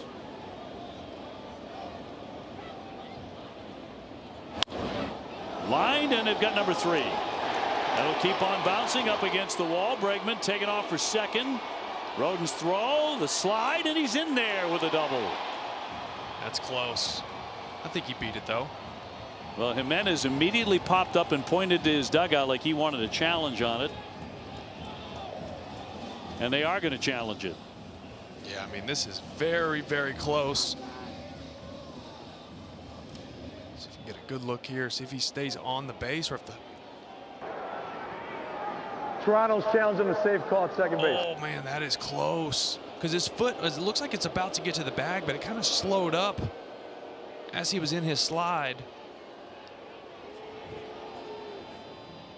Not definitive, I don't think, by first look. That's so close. That inside of his left foot looks like it gets on the bag just about the same time as the tag gets on him. It'll be indisputable evidence to overturn it, obviously, so this one might take some time for them to look over it. Well, on the field, ruled safe, so it must be conclusive. You don't blame Bregman for. After review, the call on the field is overturned. The runner is out. Toronto will retain their challenge. So that will be out number 3, and it remains 3-1 Toronto.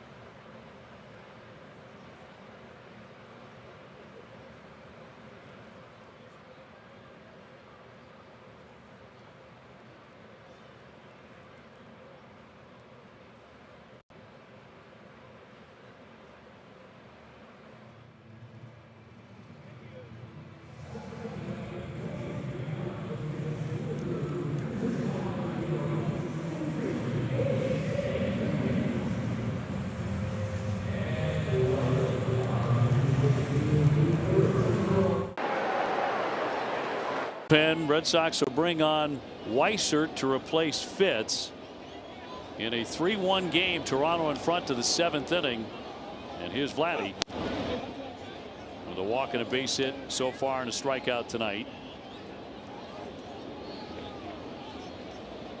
Guerrero, Santander, and Jimenez. It's 2-3-4 for the Blue Jays, and lifted foul out of play by Guerrero. Fitz going 6, allowing 6 hits, 3 runs. Same line he had in his first start against Texas. The difference here tonight was the 4 walks. Didn't walk anybody the last time. Tough to get a grip, although not for Barrios. And a line drive and a base hit the other way, and a 2-hit performance in the first game after he signed a big contract for Vladdy. Let's go to TC. Bobby, change your lettuce, change your life with my hair doctor, Dr. Matthew Lepresti. Well, we saw Robert Stock up a few minutes ago, and last time he pitched in a game here at Fenway Park, there weren't any fans. It was 2020, that COVID year. Since then, he's pitched in Korea, went back to Milwaukee in the majors, and then it was independent league ball, Mexico, just kept chasing the dream, and he pursued it all the way back here to Boston. I asked him what he learned about himself in that long journey, and he said, honestly, not a lot. My philosophy has always been, I'm going to continue to pitch as long as there is a team willing to put me in uniform. And now it's the Red Sox, 35 years old, still going strong, 8 1/3 scoreless with the Woo Sox, 55 games over his major league career with 4 teams. But he has completely retooled everything about his mechanics, his delivery, his arsenal. It'll be interesting to see Robert Stock back out on the mound for the Red Sox, guys. I remember, not really fondly, that 2020, the Red Sox pitching staff set a lot of records for futility.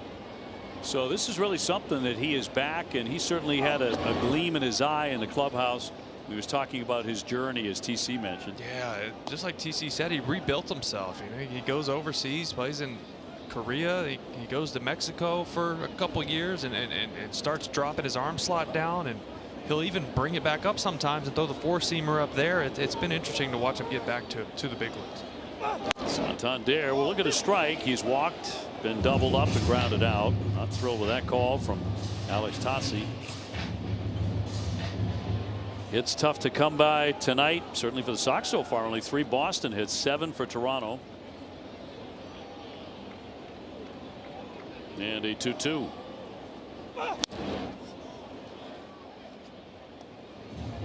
Weissert used to pitch on, last year pitched on the third base side of the rubber. He's on the first base side now. He's tightened up his slider. It's not as big of a break. Asked him why he pitches on that side of the rubber. He said he likes to throw that sinker away from righties into lefties, obviously. The slider off of that so it tunnels together, comes out the same. Guerrero off the bag, and that's going to drop in there, and he got him. He struck him out. It was one disputed pitch, but Santander, cold start for him, and he's 0 for 3 tonight. Yeah, that entire bat, the four-seam, even the sinker as well, the two-seamer had good location, everything. You see the strike zone on your screen, and it is just right on the edge over and over again. That's where you got to live against an offense like the Blue Jays. Jimenez has walked twice. One of those leading to a run in the 5th inning. It's one that's going to hurt if the Red Sox can't rally. Long way to go here tonight, but Fitz got the first 2 out, then walked him. He would steal a base and score moments later on a Springer base hit. And again, with 2 down, to add on a 3rd run.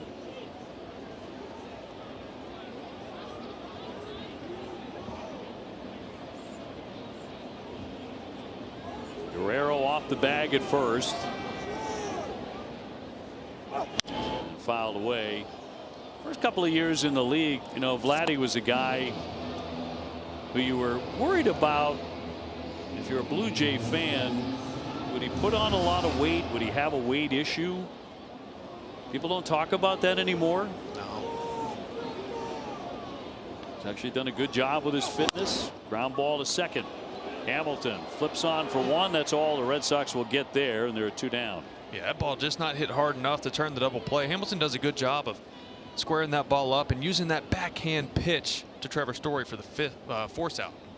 Take a good look at it here. Just you worry about the ball being wet with all this rain, mist coming down, but it's a nice play right there just to make sure of 1. So a 2 away. It's the always dangerous George Springer, and he's been that tonight. Couple of hits, couple RBIs, and a dive back by Jimenez.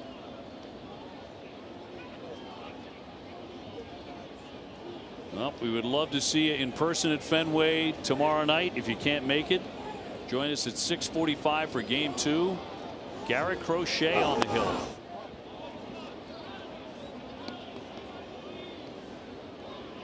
He was just sensational in Baltimore to snap the Red Sox 4-game skid. It came at 6:45, just like tonight. That'll be the start time on Wednesday. Runner goes. Here's the toss down, and the tag will not be in time, and a stolen base for Jimenez. That stolen base was stolen off of the pitcher. You know, Weissert was a little slower to the plate there. Narvaez got a good clean transfer and made a good throw, but Jimenez just got a really good jump on that one.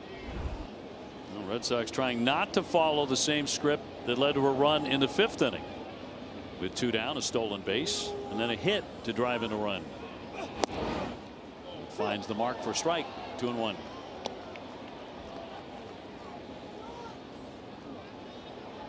Jimenez getting a big lead at second. He's in the baseline, which generally will tell you he's thinking about moving. He keeps taking a walking lead towards third. Holding. Even with 2 outs, obviously you don't want to get thrown out at third base with 2 outs. That's a cardinal sin in baseball. But if you can get a big enough lead and a big enough jump and know you can beat it, this is the one place where it works out, because hard hit balls to left field, you won't necessarily score even with speed from second base. Good count here for Springer. Here's the 3-1. He goes the other way, a base hit. Abreu will charge it, and then is trying to score, and it's bobbled out there. Another run in. 4-1 Toronto. And there's, you get a good look at a wet ball. This is a Gold Glover in right field. The ball gets in his glove. He goes to, obviously he's makes a dead sprint to this ball. He's got to get to it quick to give himself a chance. But as this is rolling through the grass, you can see the water literally kicking off of the baseball. It gets into Willier's hand, and there's just no grip on the baseball whatsoever. Base hit, no error. RBI, 4-1. 3 RBIs for George Springer today. Yeah. And in every case with 2 out. That's hurt the Red Sox, giving up those runs with 2 away. After the stolen base, second consecutive time. And Springer's been the man, that masked man. That's a good pitch. That's where you want the slider. I mean, this is, if anything, half an inch off the plate. I've seen it called today. 8 Toronto hits now for 3 for Boston, and the 1-1. Took a big old hack.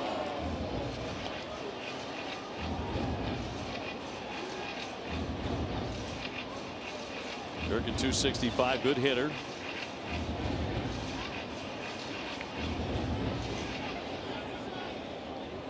Springer will get his lead at first.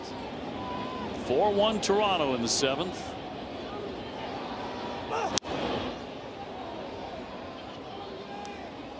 Blue Jays at 5-5 coming in. Making the biggest news in baseball in the last 24 hours, announcing that superstar Vladimir Guerrero has signed a 14-year contract to stay in Toronto to the age of 40. I'll tell you what, seeing that deal makes Raffy Devers' deal look great. Right? It does, yes. My goodness, $500 million.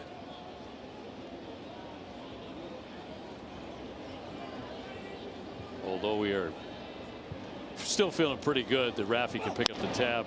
Up the middle it goes, a dive and a knockdown by Hamilton, and everybody's going to be safe. As Kirk will pick up the base hit. Runners on at first and second on the single. Yeah, this is a play where you know you don't have a play at first. Even though Kirk doesn't run well, you're hoping to knock this ball down and somehow flip it to Trevor Story for the force out at second to get out of this inning. It's almost like it kicked back towards him. It's almost like he overran it, overdove it a little bit, went off the heel of his glove. Good effort nonetheless. So Toronto's starting to rack up the hits, their 9th of the game. And brings up Lukes now. He's got 1 for 3 with a single. We should say Wagner, who has gone 0 for 3. 2 on and 2 out.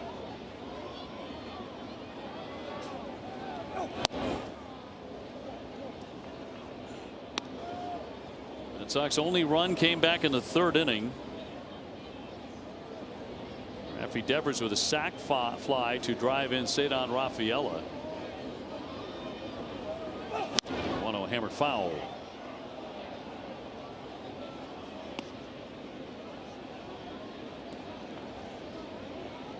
Toronto 2 runs in the 3rd, a run in the 5th, and another now here in the 7th. On 3 base hits and a stolen base. Doing damage with 2 out too. Seen a lot of arm side misses today. Not much from Barrios. He's been dialed in, but from Fitz and Weiser both. A lot of arm side misses. That just tells me they don't have a good grip on that ball. 2-1 to Wagner. Dad was one of the hardest throwers in Major League Baseball when he was closing games. All the way to Cooperstown. Yeah, good to see him finally get in. Deserved it.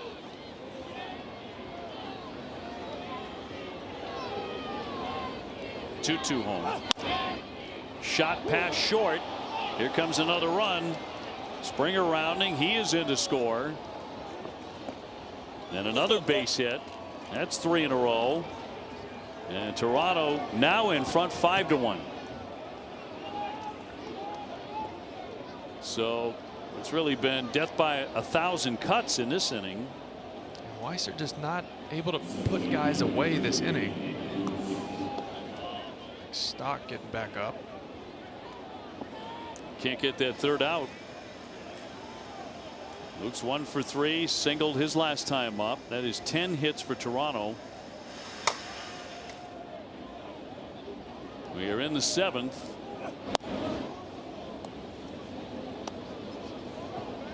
Vlad Guerrero began this inning with a base hit. Springer with a hit, Kirk with 1, Wagner with 1. But all singles. Already 30 pitches for Weiser. Ground ball right side, Hamilton. He'll go to first base to retire the side, but some damage done. 5-1 Toronto.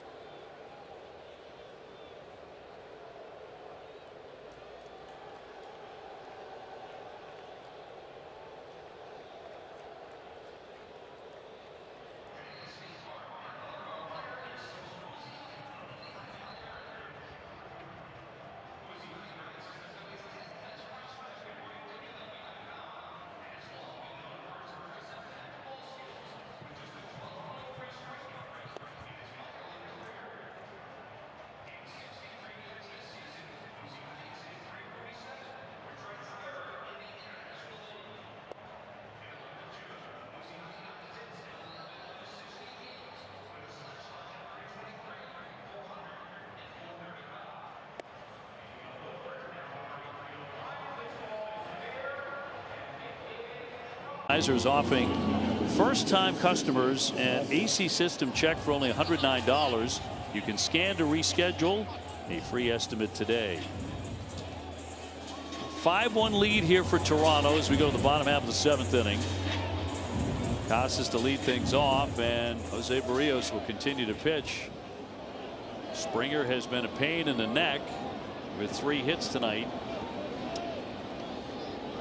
Been a huge part of their offense. In there for a strike on Tristan, who has grounded out 2 times.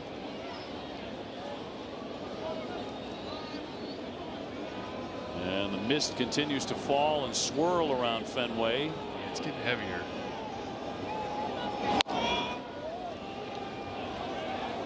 Red Sox been held to 3 hits. 72 pitches for Barrios in the 7th. I mean, he is just filling it up with multiple pitches. Really pitching to contact, which is a smart move tonight. Yeah, when it's cold, the wind's blowing in, it's doing this whole misty thing. I mean, these hitters will just get themselves out. I mean, Blue Jays aren't. So to that point, the Blue Jays aren't. They're finding grass, getting their hits. 10 of them.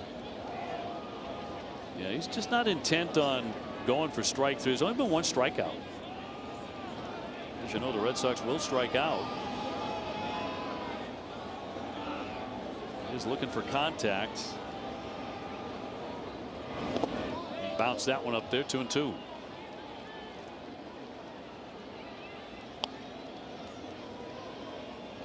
Red Sox here in the month of April leading the majors in runs, hits, doubles, average, on base percentage, slugging, and OPS. A different story tonight though against Barrios. 3-2. Yeah, a couple high scoring games early in the season put you out in front of the pack, especially when you drop an 18 piece like they did yesterday. 18, couple 13s. 3-2. And that's going to be ball 4. So a promising start here. He thought he had a strikeout, but Casas will take the walk. You know, Barrios is feeling it when he's throwing his arms up at the umpire like that. You normally don't see him show guys up. I mean, this is close. Kind of goes around the plate, never gets back. It doesn't cross the plate. You see Barrios throw his arms up and say, you missed that. I don't think the umpire did, though. No, he didn't. He got it right. Alex Tossi tonight behind the dish. Story hammers that one, base hit into left. Casas to second, and the Sox are in business here in the bottom of the 7th inning. First time in a while. You have 2 on and nobody out. Bullpen and right field starts to move around a little bit after Trevor Story ambushes this 2-seamer up in the zone. Rifles that thing to left. 2 guys on, no outs. So he gets something going here. Somebody up getting loose down there. Sandlin. Meanwhile, it's Abreu in the box. He has gone 0 for 2. A strikeout and a ground out tonight. 2 ducks on the pond. It's truly the case tonight. At this point, if Willie doesn't have a hit, you know he's due.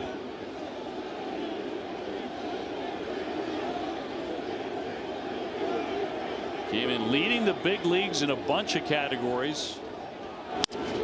He'll float that one to left field. Roden will charge on it and make the play. The runner's getting back to first and second. Out number 1. And Narvaez will be next.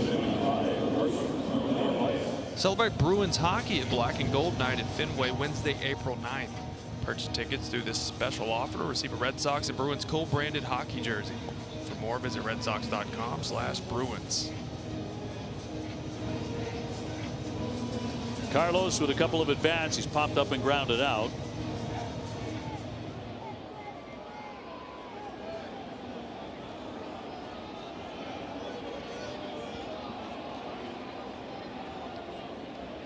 Pitch number 80 from the righty, and strike 1.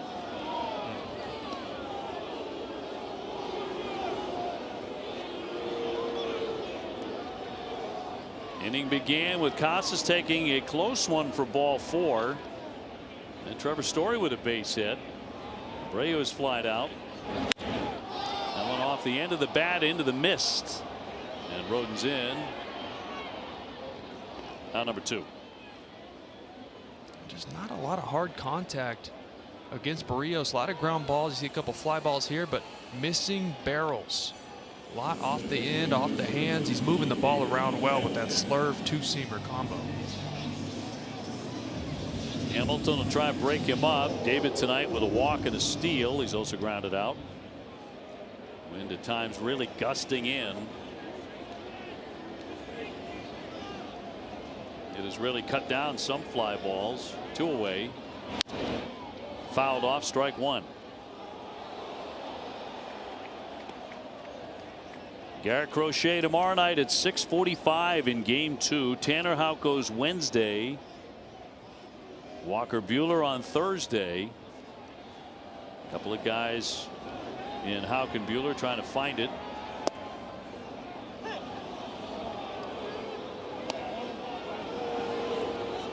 Buehler at 4:10 on Thursday against Chris Bassett. How nice is it, you know, if you run Crochet out there, regardless of the situation where you're at, you know he's your stopper. He's going to go out there and give you a good effort. Fouled away. Nice to have an ace. Man, I mean, when you have a true ace like that, you've lost some games. Think of what's happened. I mean, since he did that in Baltimore, the Red Sox have not lost. Yeah, yeah. In the 4 games before he pitched, they hadn't won. It changed everything. beauty of a true number one. 0-2. He held up on the pitch into the dirt. So Barrios up to 85. Bernardino along with Stock side by side in the Red Sox pen. Guessing Bernie's up just in case, you know, the Sox score a couple runs, make this a closer game. They go to Bernie instead of Stock. 2-2. Barrios hadn't gone to the changeup a lot today, handful of times. Probably see him go to that pitch here. Casas off second. Story off first. Red Sox trail 5-1.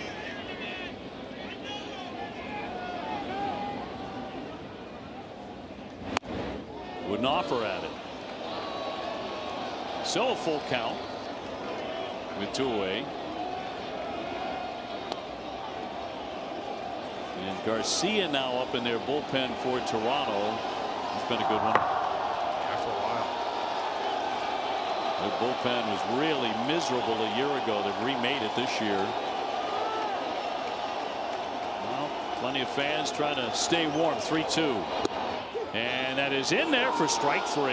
That will retire the side. Red Sox with a chance, but they'll strand 2.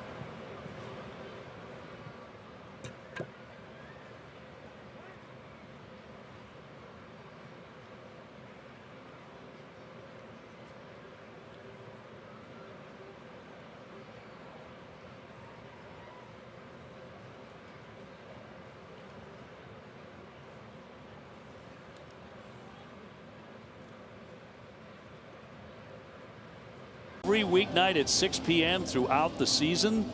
Get your baseball fix. Outstanding listen. 5-1. Toronto with the lead. And here comes Robert Stock back with the ball club again. Just selected from the Woo Sox before tonight's game. So far 8 1/3 innings at Worcester. .471 career ERA in 55 games in the big leagues. San Diego, the Cubs, the Mets, and in 2020 with the Red Sox. We should probably prefer to forget that particular season. A lot of us would. Alan Roden here. He's got 0 for 3. And popped up on the right side. Casa says he'll take it. Coming in a bit. Win again, carrying it back. And that is the first out. Time now for our strong play of the game, presented by New England Chevy dealers. Together, let's drive. Not a lot has gone in the Red Sox direction in this game, but the first pitch of the game sure did. So let's go back and show it to you. Cedar Rafaela covering some serious ground, setting the tone in this game in the first inning. What a tremendous play by Cedar. No business making that catch. 5% probability. That's the stat on that. 5%? That's all. Wow. I would have said less. That'll up the old outs above average. You're kidding. One out. Bichette is 1 for 4 with a double. Rattles that up the middle. Hamilton waiting on it. Sets him down.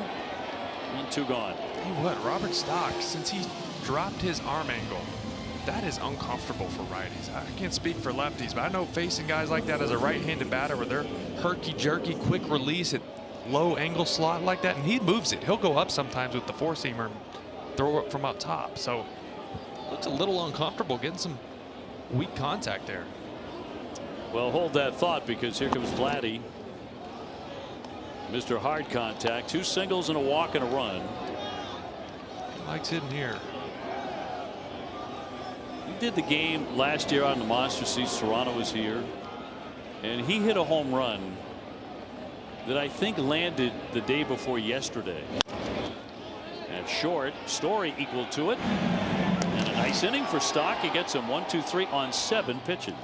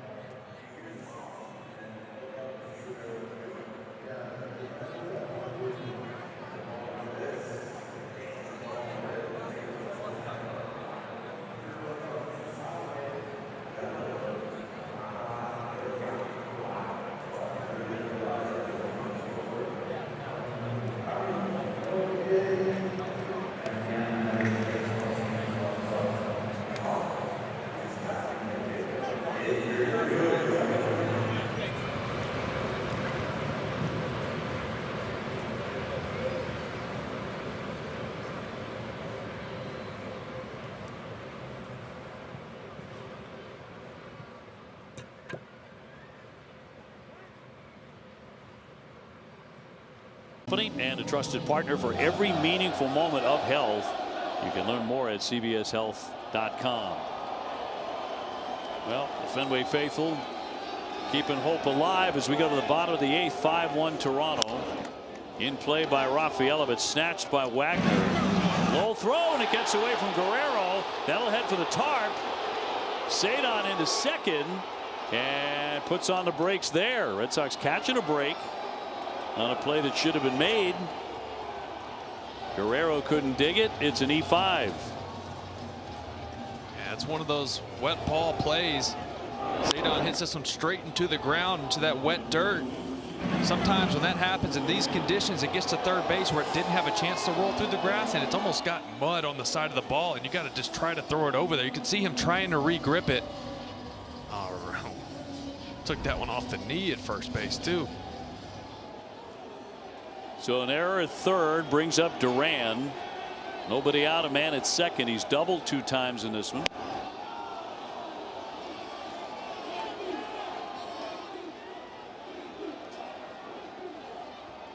Red Sox trying to turn this into something. Devers on deck. Yesterday in game 1, the Red Sox did their scoring late in an extra innings. Garcia, one of those guys, he doesn't get a ton of swing and miss, but he produces a lot of weak contact. See that fastball with that ride at the top of the zone. They mix in a lot of off speed. He has that curveball, a sweeper, and a changeup. Signed as a free agent this offseason. He fires in a strike, 94.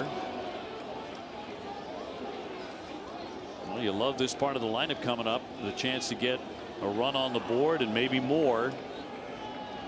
Time is running short on a cold, wet night at Fenway. The 2-1. Popped up down the left field line. Bichette giving a chase, so is Roden, but that's going to be off into the seats.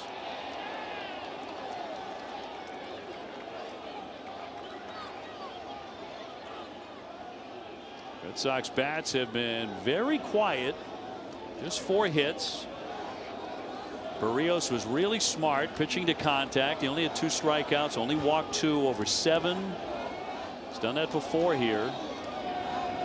Last August, he went 7 2/3 at Fenway, 2 earned runs, struck out 6. He had 9 groundouts, Barrios did.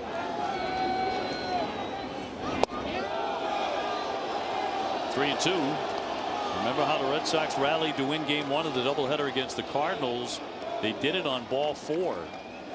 On 4 ninth inning walks against one of the better closers in baseball. 3-2. And that's going to be ball 4. First and second and nobody out. And here comes Raffy. You know the makeup of this team. You know, bringing in Bregman obviously changes the vibe in that clubhouse, but there's so many guys that just grind out at bats. How many 3? Not today, but this season, so many 3-ball counts, working counts. You gotta have that gene of the comeback gene, right? Well, Raffy's gone over 2. He does have an RBI with a sacrifice fly in the 3rd inning. He has been on an RBI tear and looks at ball 1. And it's, you know, the way hitting is coached now. It's hit the ball hard in the air. But nights like that, that's fly balls go to die, right? You hit balls, they're not going to leave the park unless you hit it right down the line. You got to get to a line drive mentality in this weather. Nice scoop there by Kirk. Throw down to second. Won't get anybody, but made a nice pick on the play. Rafaela getting back in. Excellent speed on the bases. And a good count for Devers. Raffy has hit safely in the last 5. Red Sox have won all 5.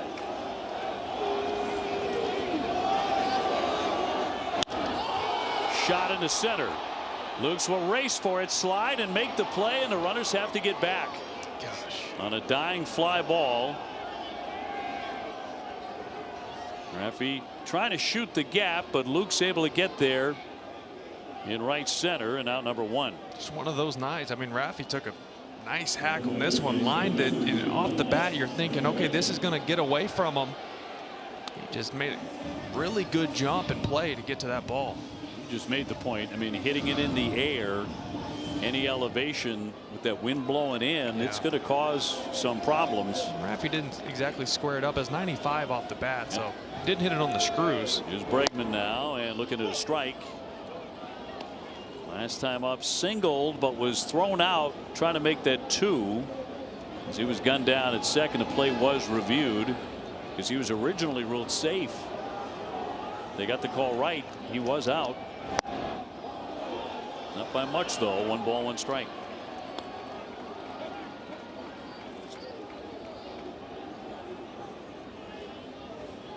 Bregman coming off a 6 RBI night last night. And a 1-1 pitch from Garcia. He'll fly this one into left, not deep. Roden coming on, long way in, and makes the catch. 2 down. Well, the way they've been swinging the bats, those are the 2 guys you want up. Along with Abreu, that'll bring up Casas trying to salvage something. Here in the bottom of the 8th inning, 5-1 the Blue Jays. Been a frustrating night for these red hot Red Sox bats. Casas 0 for 2 with a walk.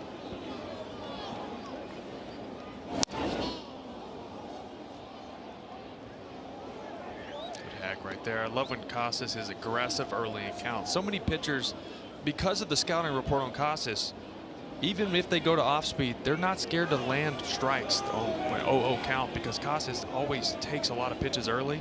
Love when he's aggressive. 1 ball, 1 strike. The paid attendance tonight at Fenway, 25,781.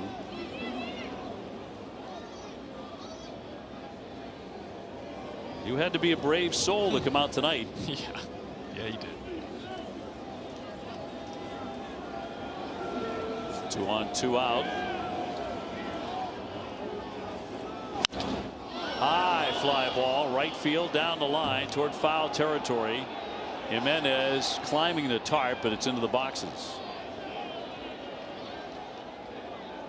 1 and 2 on Tristan. He is grounded out 2 times and taking ball 4. Again, Toronto is out, hit the Sox 10-4.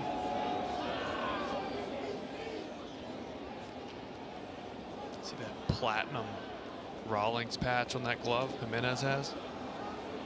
That's always a sign of a good defender. One step past gold. Best defender in baseball. Shot toward the wall, racing back Roden. He's going to play it off the green. Sadon is in to score. Jaron Duran into third as it rolls toward home plate. That'll be an RBI for Casas. That'll make it 5-2. Winds up being a long single for Tristan. Yeah, that's a great swing. When Casas is going right, he's hitting those low liners to left field. We saw him in Baltimore hit a single on a line drive to left field just over a shortstop. It got him locked in. His next at bat, he goes homer to left field. That's when he's at his best. He's letting that pitch get deep in the zone and just driving it off the monster. Pete Walker, the pitching coach, trotting out to the mound. So a story coming up. Runners on the corners. The Red Sox are going to bring the tying run to home plate. Sandlin is up for the second time in their pen. And the Red Sox giving themselves an opportunity.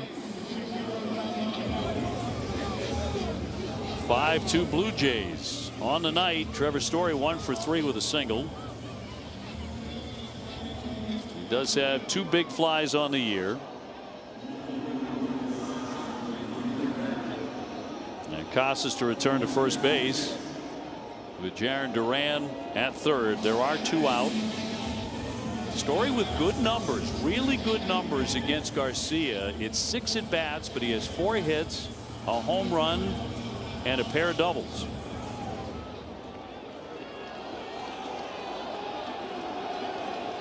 Against a very good reliever, but he gets a good look.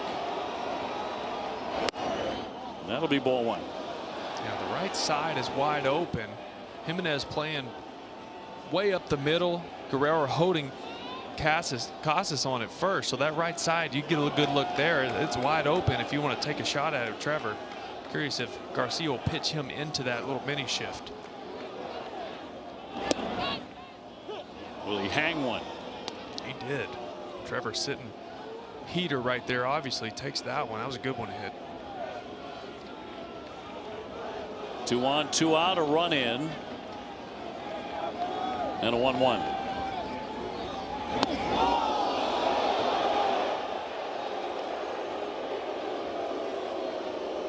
I'd love to see Willie Abreu get a chance here. The way he's been swinging the bat. Will he bat here in the 8th? That's up to Trevor Story, the 2-1. He missed badly. A really good count here now for Trevor.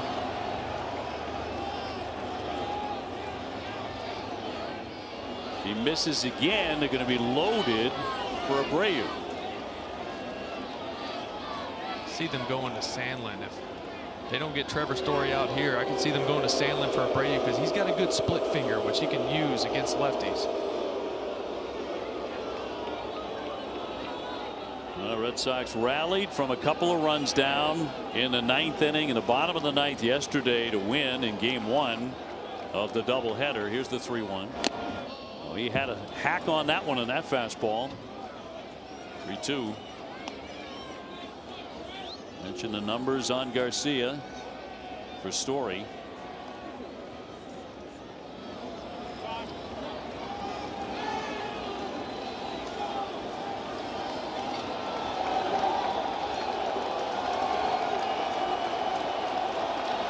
Duran at third, Casas at first. 2 down, full count.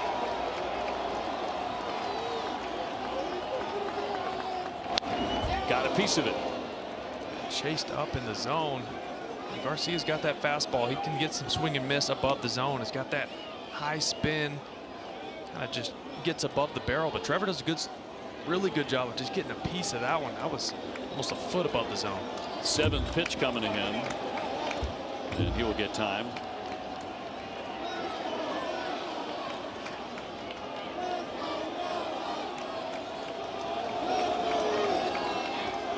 Sox with a run home here in the 8th. Garcia again, and that is strike 3. He fanned him this time on a 4-seamer. Red Sox will strand a pair.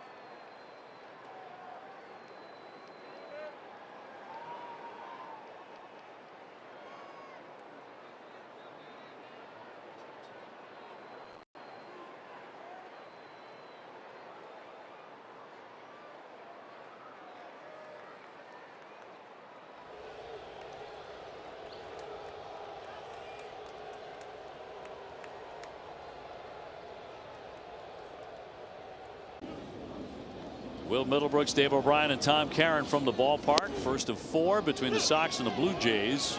Garrett Crochet tomorrow night at 6:45. Santander, newly signed as a free agent, has gone 0 for 3 with a walk tonight. He'll sting that one, but a foul ball off the chalk. Santander was pointing back toward his dugout. Look foul from here.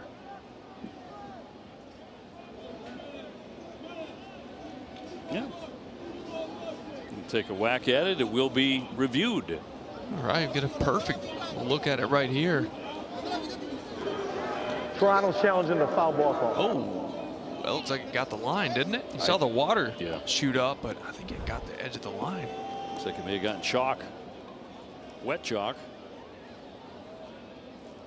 On that line. And Abreu was playing pool, and he actually got to it really fast. So, I mean, it would only been a single.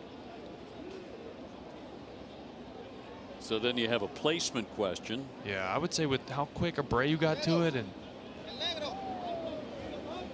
it's not like Bobby Witt up there. Santander, he's not a blazer, but it kicks off that. Yeah. The ball attendant gets out of the way quickly and goes right to Abreu. It's a really good challenge. A stinger by Santander. After review, the call on the field is overturned. We have a fair ball. The batter will be placed at first base. You said be a single, but right on the line. And the leadoff man on. See, that's why you always wear your pants up. And you look faster when your socks are out. Like, hey, maybe it's a double. Fools him every time, right? Every time. White cleats, pants up. Oh, yeah. No, the white spikes, definitely. For sure. Everybody looks faster in those. Jimenez 237 with 3 home runs. And he's been a pain. He's been on base 3 different times. That's a sac fly for an RBI. Stolen a couple of bases. Hey. 5-2 Toronto, 9th inning. They've out hit the Red Sox 11-5.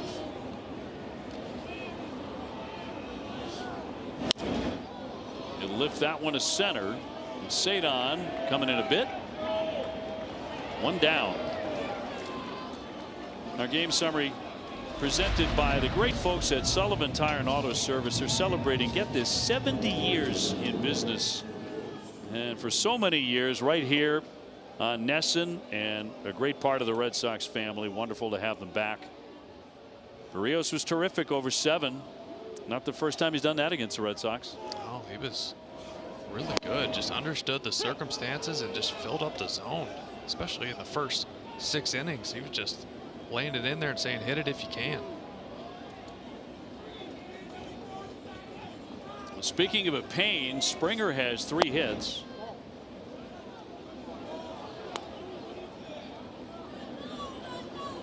Springer's off to a great start. 438.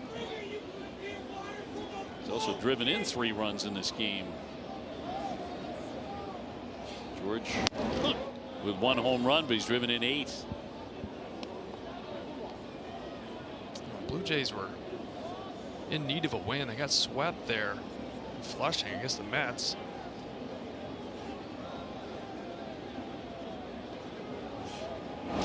Two one up the middle. That one's kicked toward first base. Casas has no play.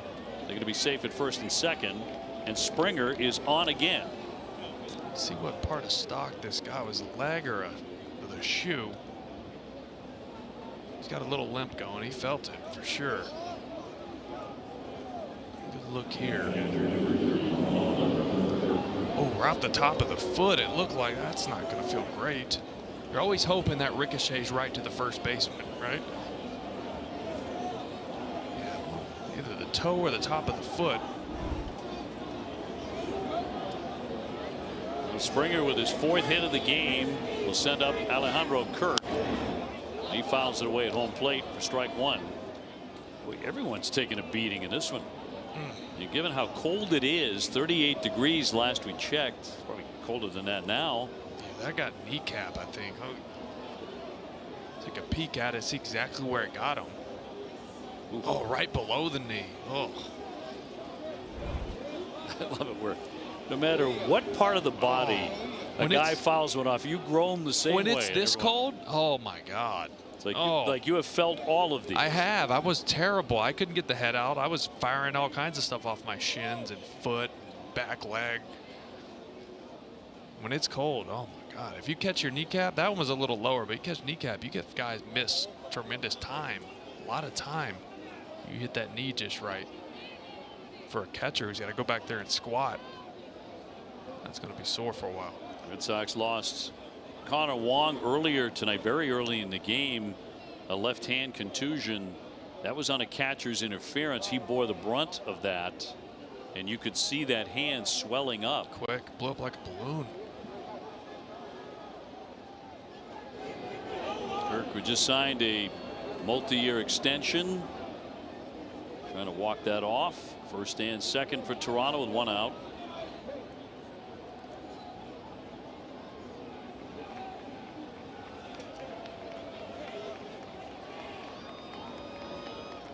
Blue Jays in the lead 5-2. They have 12 hits to the Red Sox 5. Kirk with a pair of hits, 2 for 4, both singles. Has 2 on. A line drive caught by Hamilton. No chance to double anybody off. 2 gone. And that was hit sharply. It was good base running by the Blue Jays there with Santander and Springer at first. Casas was off the bag, playing in the 4-hole, so no chance to get back to double up Springer. Check out the largest selection of authentic jerseys, caps, hoodies, t-shirts, and more. Visit MLBshop.com, the official source for your Red Sox gear.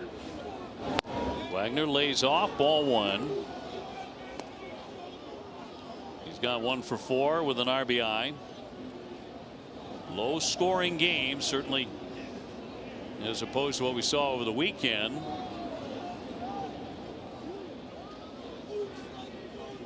And a 1-0 from Stock.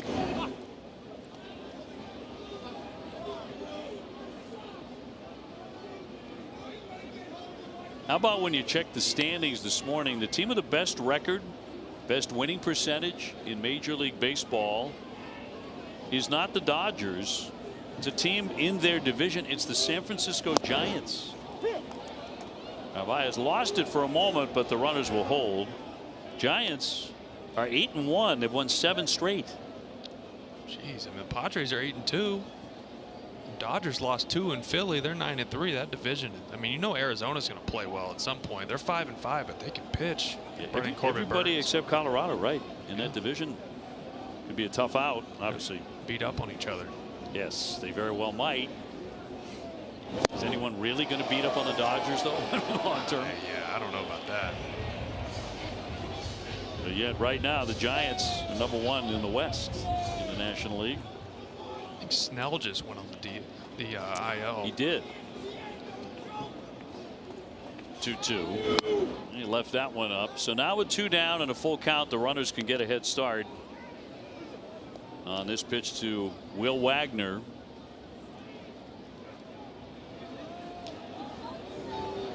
Stock trying to close the door. Long set, runners go, and he walked him. Bases loaded. So any chance the Red Sox have tonight here in the 9th inning, any lingering opportunity could really fade away. With the bases all filled up, the Red Sox have due up Wilyer Abreu. Narvaez scheduled to hit, and then Hamilton. Yeah, I got to get this out here. Definitely can't give up another one. Nobody up in the pen, so this is up to Stock. And he'll get ahead on the cut and a miss by Lukes.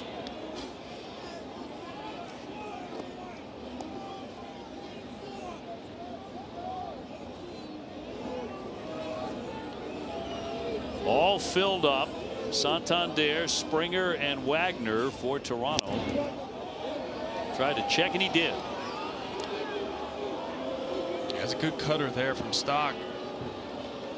Thought he could get a little chase on that one. He's got that heavy 2-seamer. Goes to the cutter there. Just moves in the complete opposite direction.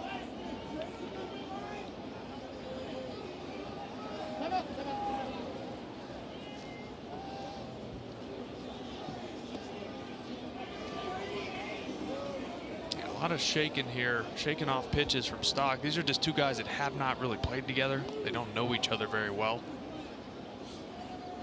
1-1, that disappeared. 79-mile-an-hour change. 1-2. That was a good one. That one came out of the hand, looked just like the 2-seamer. Had a little parachute on it, just didn't get there. See him turn that over, pronate that. You see the rotation out, runs away from the left-handed batter. 2 balls, 2 strikes on Lukes. Came in at 154, no home runs.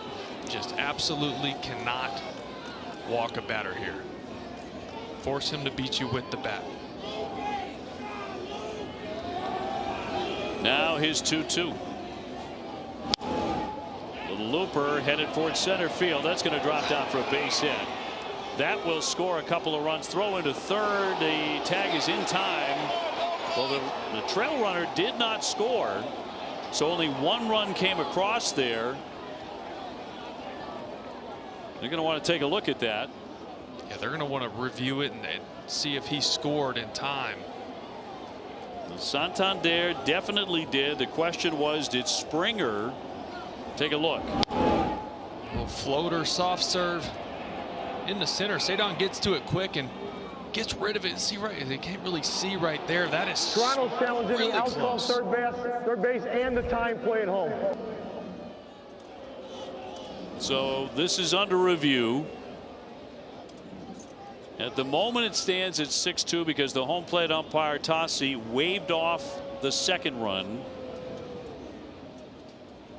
As they saw that, the out at third occurred before the run scored. So they're first challenging if he was even out at third, and then they'll have to change and see if the run scored in time. But here's a good look at the first challenge. Great throw by Sadon, and Bregman to lay this tag on him quick. Carlos Fables kind of in our way. Move, Carlos. Thanks a lot, Carlos. Better view here. Oh, he's out. He's out. I think so. Yeah, he's out. So now it's all about timing. He got it on his hip. Foot was about 6 inches from the bag. So now in New York, in the command center, they're putting this side by side. It's a double box, I'm sure. Play at home plate and the out made at third to see which occurred first.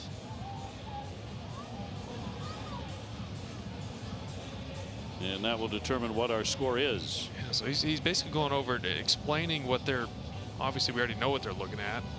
We have a good idea. He's out at third. Now they're simply just trying to figure out timing of, all right, the glove touches the leg. Is the runner at home plate yet or not? And it's really close.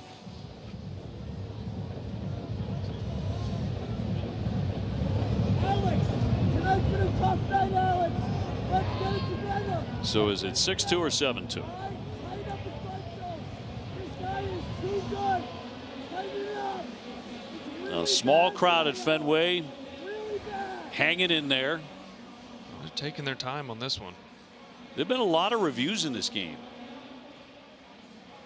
on the coldest night of the year. Of course, they're waiting for the snow flurries, I think. Which I did see in Seaport this morning. I did too, in Salem.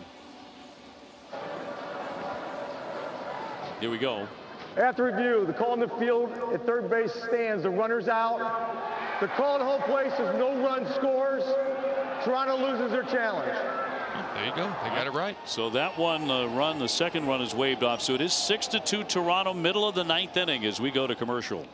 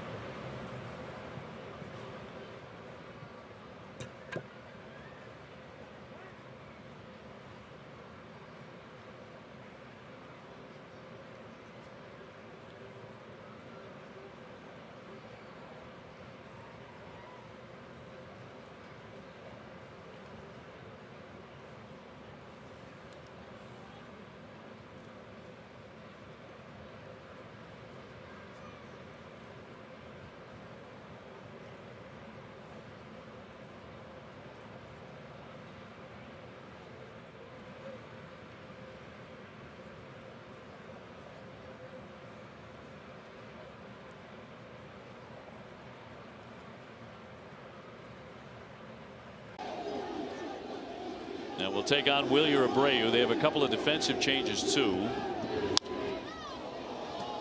Quiet night for Wilyer. He's 0 for 3.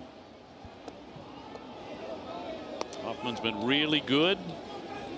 3 saves in 3 tries, a 208. Yeah, he's got a good four-seamer. He's got a split finger he'll go to, a slider as well. Ernie Clement taking over at third, and Miles Straw in center. So they have their defensive unit in.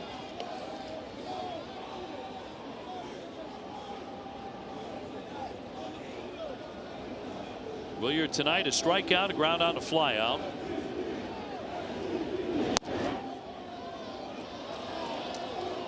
Gotta expect Hoffman to just come after these hitters, right? You got a 4-run lead. You don't want to start walking guys. We've seen how that goes.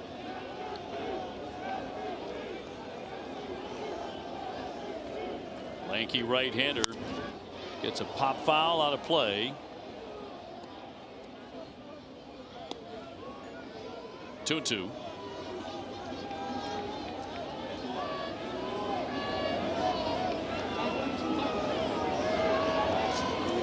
Well, you're down to 438 with the 3 homers, 12 ribbies on what has been a magnificent start.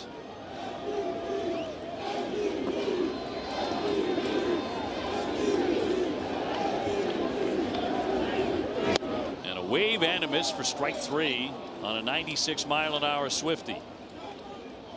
And 1 down in the Red Sox 9th. You got a good heater when you're throwing him past Wilyer Abreu right now, the way he's seeing the ball.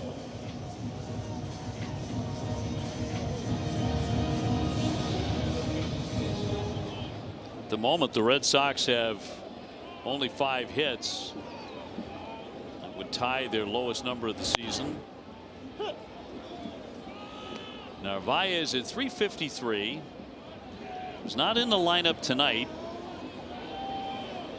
Had to come on early in the contest to relieve Connor Wong, who hurt his hand. He's popped up, grounded out, and flied out.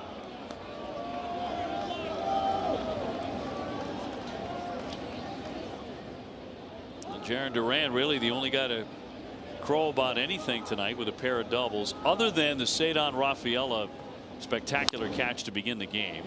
Ground ball to third. Clement will skip it right into the glove of Guerrero, and 2 down. That's a really nice play by Clement, coming off the bench to play defense. That's why he's in there. Same with Miles Straw in center, but Squibber down the line. We talk about how wet the ground is. See how quick he gets rid of this ball and gives that nice long hop to Guerrero to give him a real good chance of making the pick. Nice play.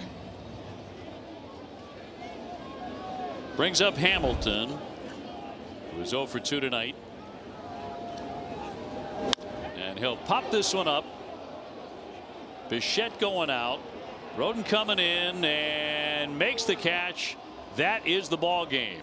So on a cold and misty night at Fenway, the Red Sox bats take a bit of a nap. Only 5 hits, and again, it ties the season low. Toronto wins it 6-2. Yeah, after the big offensive explosion yesterday, those bats were quiet. Just 2 runs, like you said, on 5 hits.